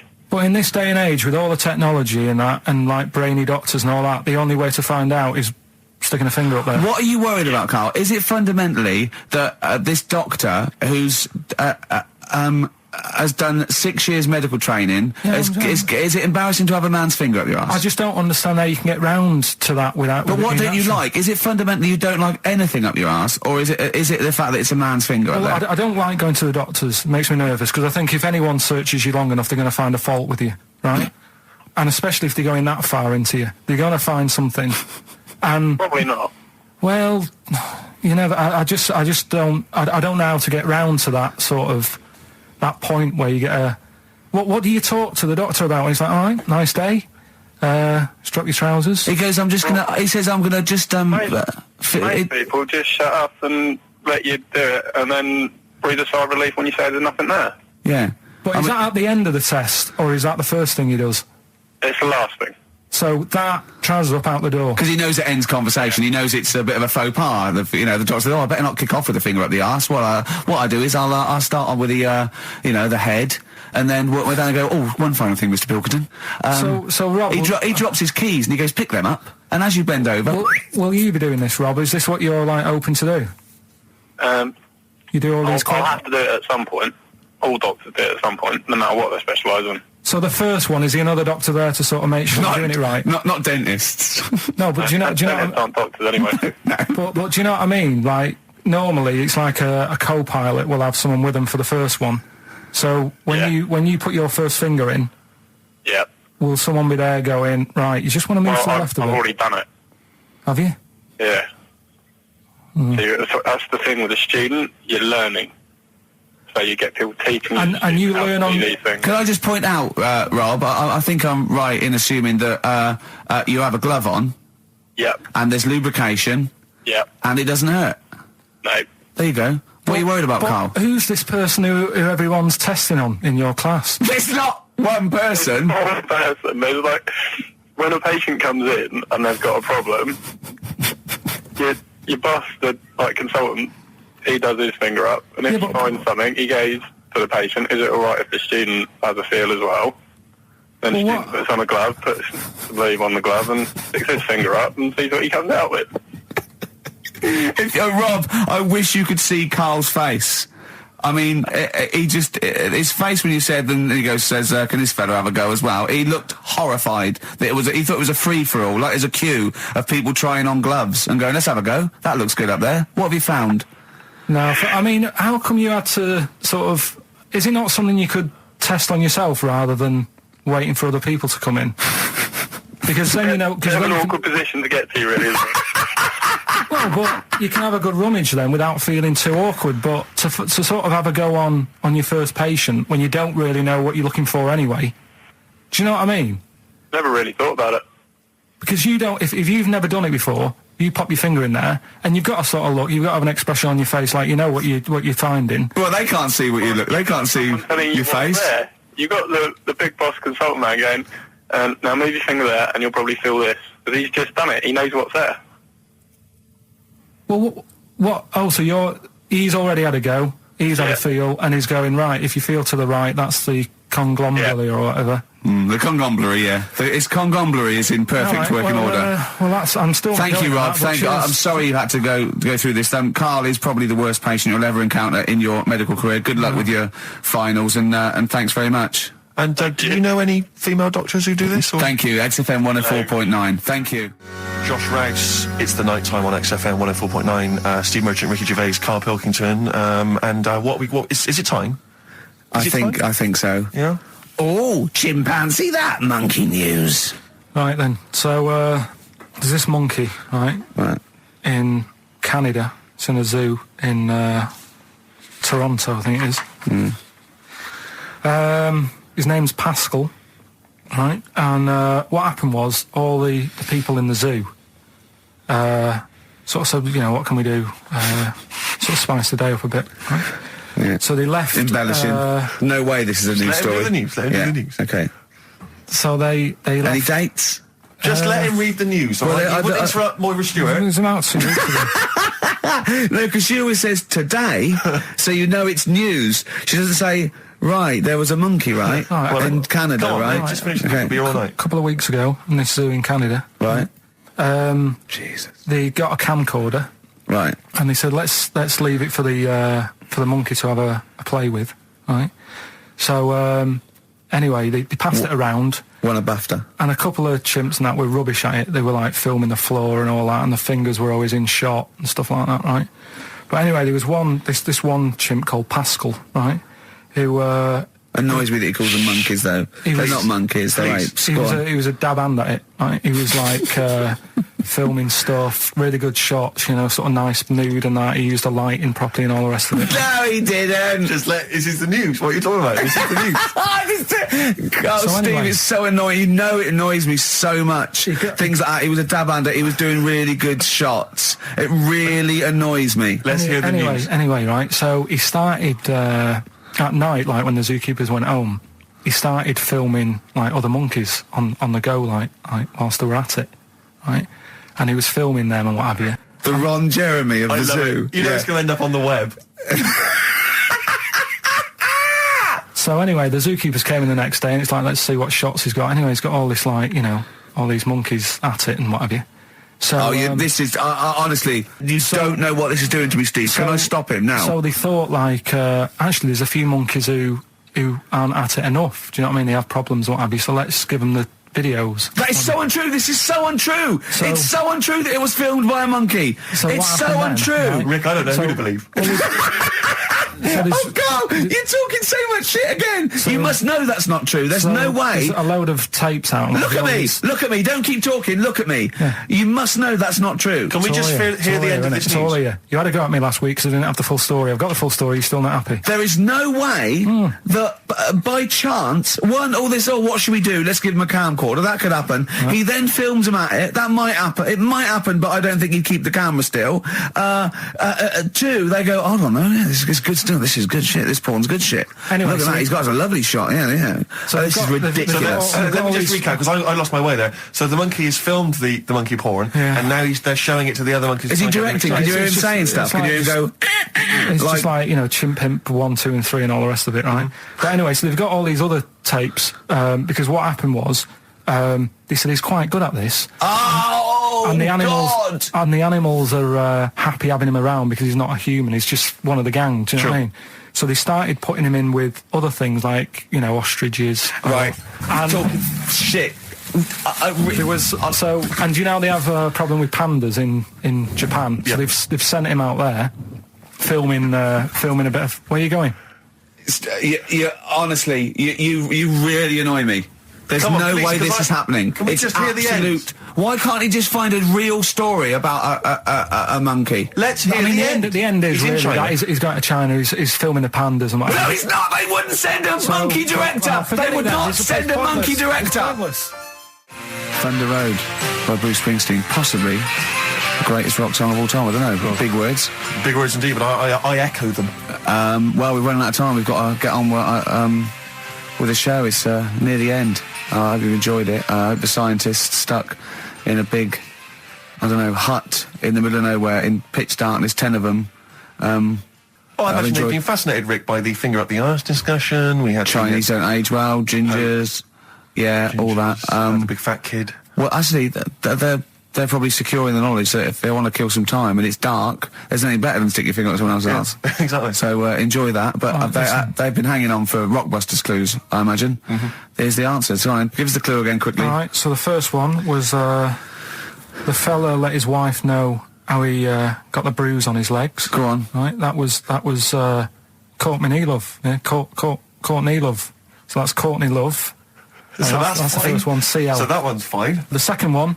That Potter lad. What am I doing? Letting that one Just go? let it go. Just let it go. Am I just letting that go? Annoyingly, we haven't got time to take issue with it, Rick. Okay. That Potter lad. He's got a lot of bottle, hasn't he? Doing all that stuff with the wizards and that. Go on. That's Brave Harry. Yeah, the Bravery, current sort of XFM band, the Brave Harry. That works as well. No, it doesn't. And the last one. No, it doesn't. No, it doesn't work. The Buddhists. It doesn't work. Won't be able to get in their temple without Doesn't these. work. Brave Harry. It doesn't work. Brave Harry. The Brave Harry. Buddhists won't be able to get in their temple without these. TM. That's the monk keys, right? So who got all them? The monk keys. Who got all them? Right. Which band are called the Monk Keys? The Monkeys. Oh, the Monkeys. Yeah, the Monkeys. Right. So who's the winner this week? The winner this week is Gina. Well, we're letting that go, yeah. Gina got them all right. I think her text said she was from Horrorstead. I don't know. I've never heard of that place, but I assume that's right. But Gina, you win that selection. I can't believe she got them. I cannot believe she got them. But she goes wins those and also goes into the prize draw. We'll have 6 people competing for that original Matt Groening thing. If you go to rickygervais.com, you can see Matt actually doing that. We've got a signed Nigel Tufnell and original drawing of us as Flanimals. Actually, what I say, xfm.co.uk/Ricky. If they want to have a look at the picture. And well, that's it. It's 3 o'clock. I'm Ricky Gervais with me, Steve Merchant and Karl Pilkington. More drivel next time. A shaven monkey. Right. Placebo, The Bitter End. That's the first single to be lifted from their forthcoming album, Sleeping with Ghosts, which you can hear in full on the XFM online listening posts. I'm Ricky, you cheeky little devil, Gervais. With me, Steve. All right, ladies, what can I get you to drink? What, you think I'm made of money? I meant half a mile or something, Merchant. And Karl, oh, I'm stressed. If it's too hard, I don't want to do it. Pilkington. Indeed. Oh, well, it's nice to be back, Rick. Rick, I heard a rumour that you weren't going to be playing great music today. I'm assuming that's wrong. It is wrong. This is what I mean about the grapevine and just Chinese whispers. I'm not having it. There's some great music coming up. Right. I heard that there was going to be some boring chat.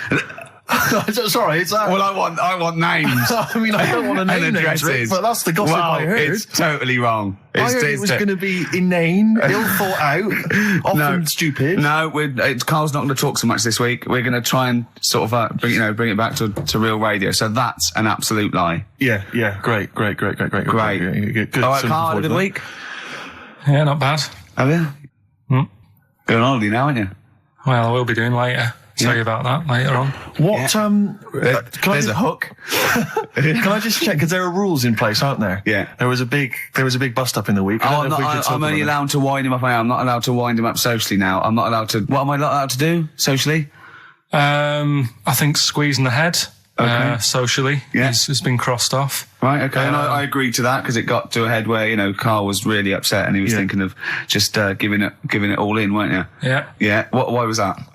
Because you were just winding me up too much. Yeah. I mean, do you want to bring it all up again? I don't mind. What was I doing? It was just. I mean, I should say now that there was a conversation where we were all sort of really walking on eggshells. It was frosty. It was a conference call, and Karl was on one end. And I'll tell you, I was very much a media. I was very much a UN mediator. What do you think of that? It was difficult to sort of keep it serious when I'm saying stuff like, "I'm sick of you putting a Burger King bag on my head." Do you know what I mean? Yeah. There's a part of me that's like, I can't believe we're doing this.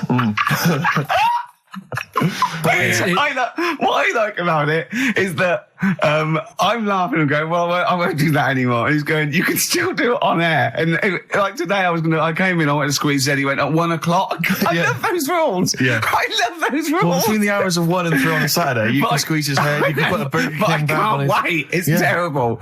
Oh, dear. That all started last week as well, really, because I got in a bit earlier to do an edit for you on some track that had swearing in it, right? Yeah. So I get in early, he comes in, first thing he does is go to sort of squeeze me head. And my reaction was, not now, do it later. As if it's all right to do it later. Yeah. So that's kind of what made me think this isn't normal.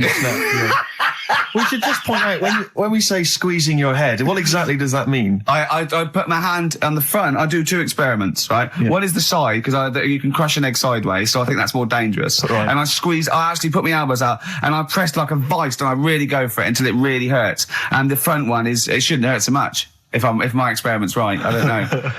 Well, it was all this that sort of, built up. Sure. And the research that you're doing there, Rick, is that going to be available online at some point? Well, that was the problem. That's what I was saying to him, because it kind of started last week. Well, it's been going on since we've known you. Yeah. Yeah, but I just upped it last week. It got out of hand a bit. I upped it to when I think it got to, I had on, Thursday when I filmed it.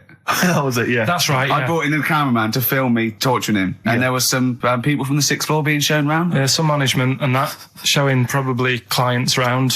Sort of, they've probably been on all the different floors, same what all the different radio stations do. Fox. This is XFM, the sort of this sort of noise going on. Yeah. You see them all look down and saying, don't do that, right? Sure. They might want to spend a load of money. Yeah. Right? Yeah. And he's doing that, he's wrestling with me, he's filming it. So that's when I just thought, It's mad, isn't it? And then when we were having the argument on the phone, I was saying, has this been some sort of experiment? Yeah. He did. He said that, and of course I lost it. Yeah, but it's all good now. Do you want to squeeze his head before we play the next record? I won't at the moment, because we've got to get on. It's not right, and that annoyed me as well. Because I was trying to find out where he was going. I was filming him. I was going on waiting for Karl. Told Johnny he's meeting a mate at 6, which annoys me on 2 counts. And I'm just doing it to the camera.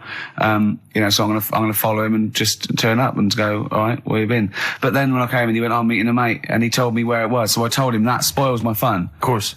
Because you'd want to just track him down. I don't want him to like it. Yeah. Which is pulled the rug under my carpet now that he's going to let me do. Do you know what I mean? It's just, it's a little bit annoying. It's that thing though, you see. This happened years ago to me, right?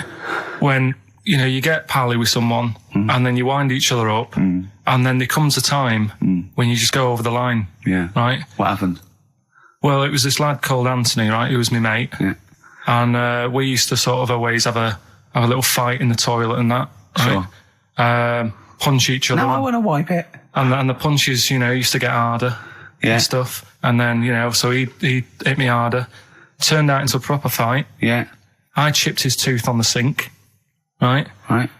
This happened at school, and it was time for assembly, and I thought, and he's in the toilet crying. I thought, go to assembly. There's police in there in the assembly that day telling people about unnecessary violence. And you thought they were there for you? So I'm like, oh no, Anthony's going to come in a minute, like crying with all blood coming from his mouth. So I'm going to get arrested. Yeah. Did you go running and sleep? That was an example of... Yeah. I mean, it kind of happened because I went out with a girl who he fancied. How old are we now?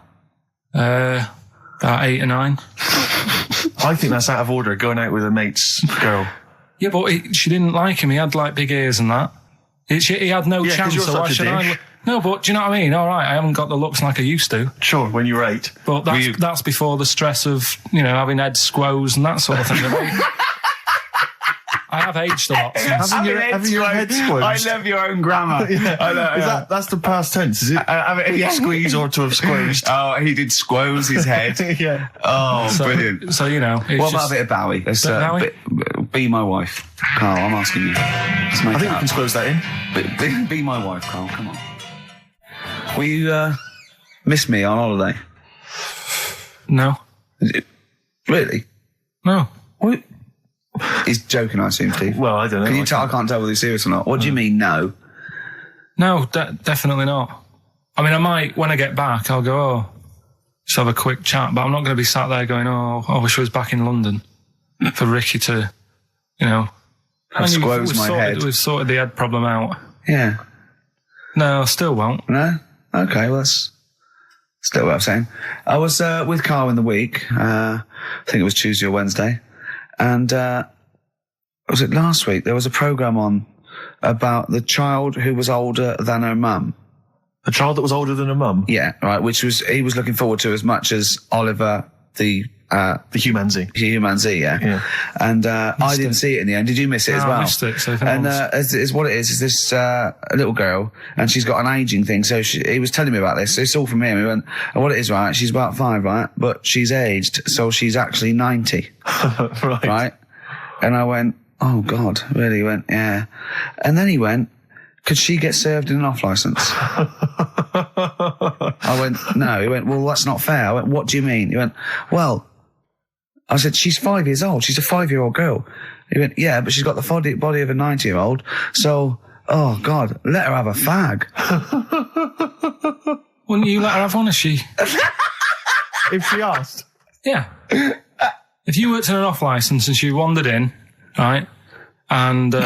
So she's 2'6". Well, I don't know because I haven't seen it. I don't know that much about it. Yeah, she's a 5-year-old. 2'6". It's just an ageing process, which is a degeneration of the cells, like what ageing is. It doesn't mean she grew into a 90-year-old woman with a scarf No, exactly. going around the streets. What did you imagine it looked like?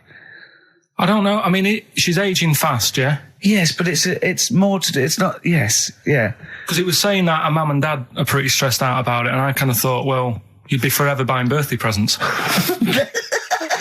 It's not like she's morphing through various ages. Like, my God, look, she's 58 today. 59, we can't keep up.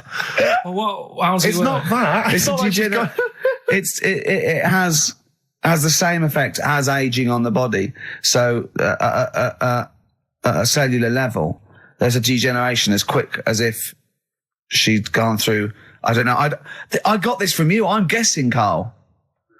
It's not like she's watching Top of the Pops one week and she's loving it, then the next week she's going, I can't understand what they're saying. It's not like music it's all in my bland day. dance. I remember. I remember when I was 4.5. They were real bands. Now, that S Club 7 were excellent. Yeah. But what's this tripe? S Club. But if she wants a fag... She's 5 years old, Karl. But she's got to experience everything in a short spell of time. Do you know what I mean? You've got time to sort of... I think you're thinking of her life like that Fatboy Slim video, where it starts off as something crawling out of the sea and then it evolves really quickly over 3 minutes. I think that's not the case, Karl. Her mind isn't... She isn't aging in her mind at the same time. No, she's not living a whole life in 3 weeks. It's just her body is degenerating quicker than it should. So if you worked in odd bins, you wouldn't serve her with a bottle of wine? No, I probably wouldn't. Well...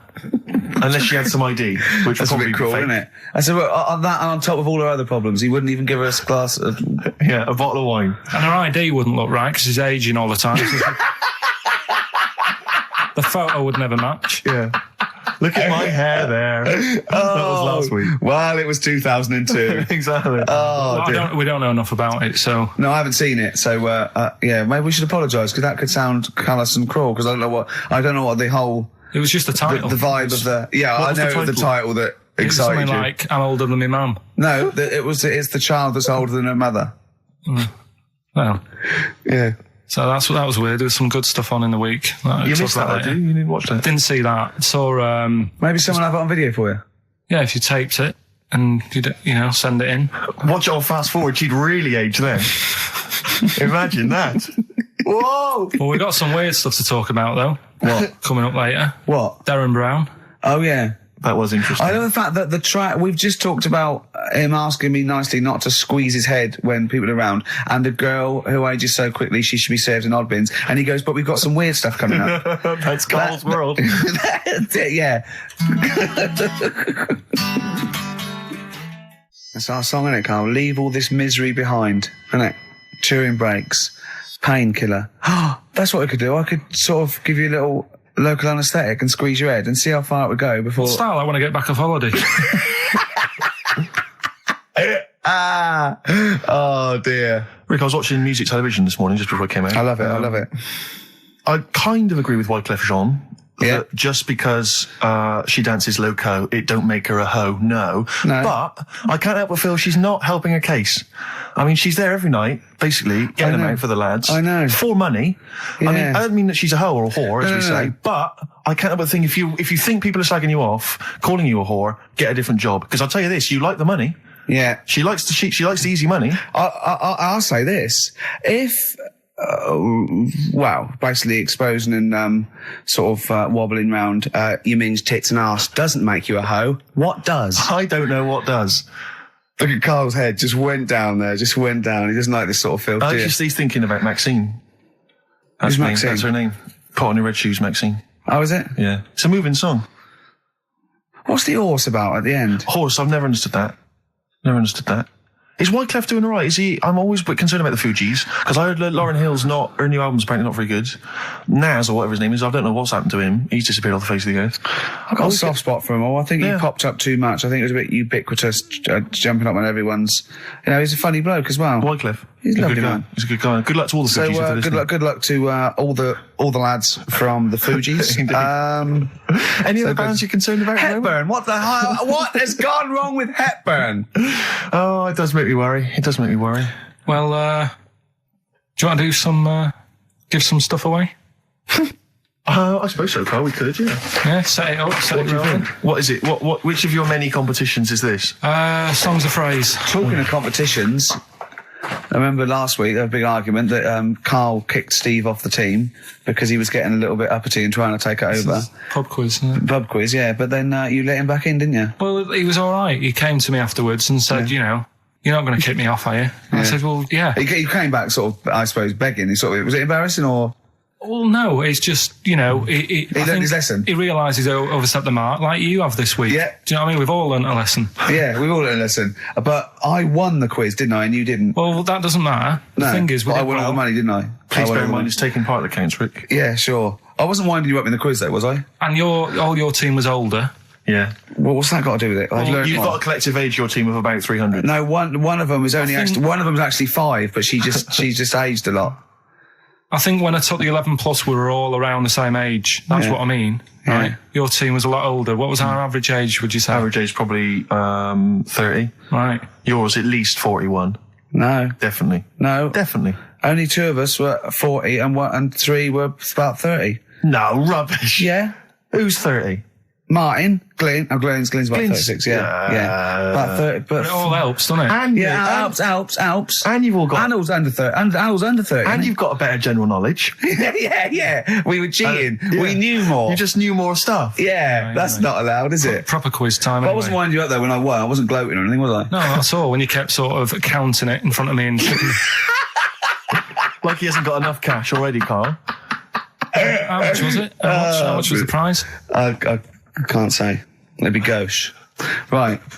Is that tax-free, that money? Yeah, it's a prize, isn't it? Is that true, though? Is that how it works? I think so. Prize money, isn't it? I don't know.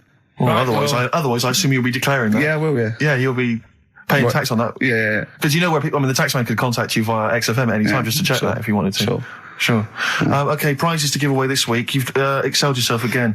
We've got, once again, Scotland Rocks, the very best of Scottish music, Texas Deacon Blue, brilliant. And Jerry Rafferty. Proclaim's on there or not? Proclaim's there, don't worry. Delegate's on there as well, don't worry. Yeah, don't worry. It's Biss on there, I'm just checking to see if Midge and Hugh and Gry feature, but they do, thankfully. I don't know.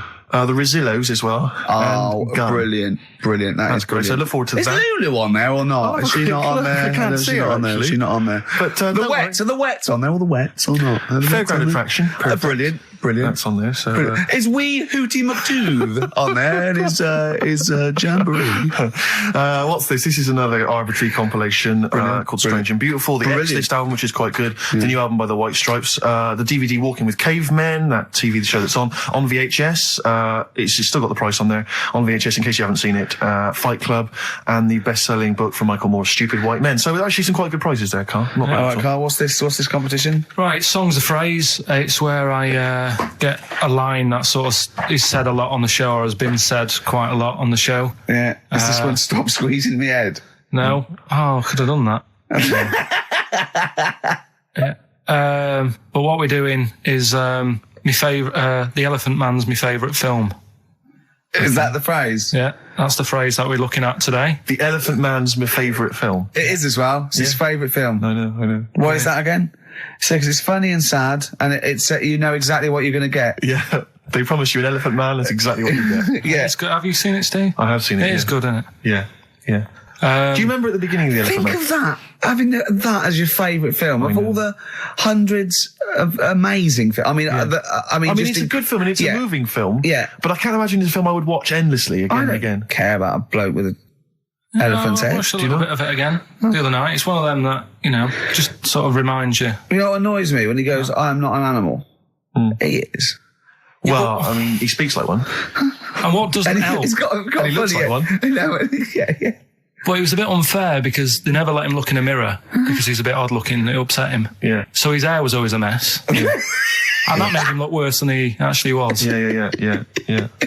But good film. Get it out if you haven't seen it. That's the phrase today. Do you know, I remember my friend introduced me to that film, and if you remember at the beginning there's a big montage because he is working in a zoo, isn't he, or he's being kept in a zoo, and there's a sequence of various elephants, I think, actual elephants kind of rampaging, and it's just quite a sort of moody, atmospheric montage. Is he king of the elephants? Can he maul them? My friend said to me when we watched this, he said, what happens is he gets trampled on by some elephants, and that's what makes him look like an elephant.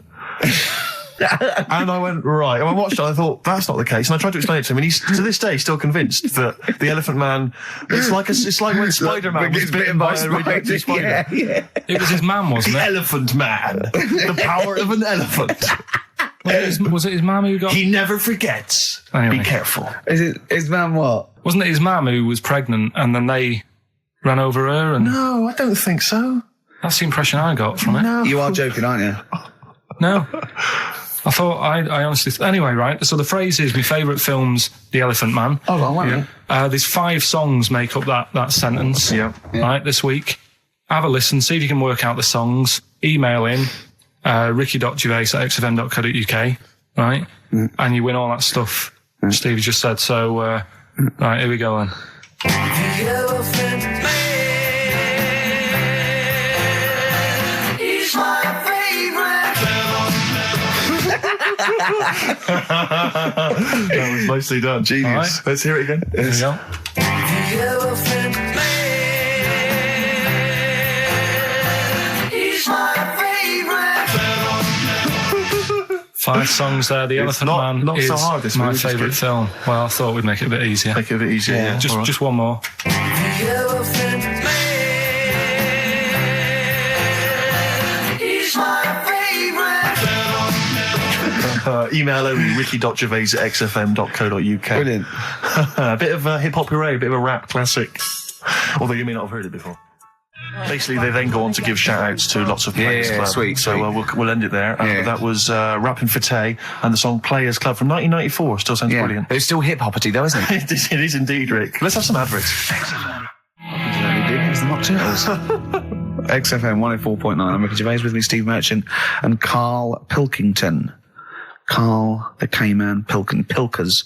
Little Pilkers, little baldy, roundy, heady Pilkers. Oh, yeah, there's... Go on. There's a what's the name? If people go to the You're website... joking. There's not a what's the name. An actual what's the name? You are joking, Karl. No, it's just you reminded me. Oh, of did the I? little round bald head. Yeah. If they go to xfm.co.uk, right, Yeah. /Ricky, there's a picture on there. You know that picture you did? Oh, that I drew. The one you drew of me? Who put it on? Did what XFM put it on? Yeah. Did it look good? Can Can you get into it? Can I I'll have a look. Yeah, I'll have a look during the What next is it? xfm.co.uk. /Ricky. Right. And there's that little picture and people can sort of put bids in and the money goes to, Me, I charity. assume, as I drew it. No, it's for some charity thing, so... Because I read something that I think there's been a bid of at least £50, which is pretty No, impressive. there I swear hasn't. to God, I just saw it earlier. I deleted it because I thought someone was winding us up. You deleted it? Well, I didn't know, did I? I didn't realize you didn't keep me informed. Well, it just... Oh... He's a buffoon, Karl, isn't he? I think you're an idiot, but sometimes... Oh... Yeah. yeah. Yeah. I'm just going to check. Logical. Just going to check the power list. Top 100 most important people in radio. What's this list? Oh, it's just the most important people in radio. Oh, 56, Ricky Gervais. That's annoying. 56. Let me see. So there's 55 more important people than me. I love the fact there that I've beaten David Mansfield, who's the controller of Capital. Yeah. Arbitrary. The Radio Academy Power List Top 100. And you're what, number 56? Yeah. Ricky Gervais, XFM. I noticed we're not mentioned, Carl. What's your thoughts on that? You know. A little stinging that. I'd have thought, considering the amount of work you put into this show. Don't get me started. Are you on here elsewhere, Carl? No. Too busy. Chris Moyles is number 96. Oh, that's good. That's good news, isn't it? He'll be off the list by next year, I hope. So What is funny, word, aren't they? Steve? Go on. Right. Who's number one? Number 1 is Phil Roberts. I don't know who that is. Right. Wouldn't you think that Marconi would have got a mention?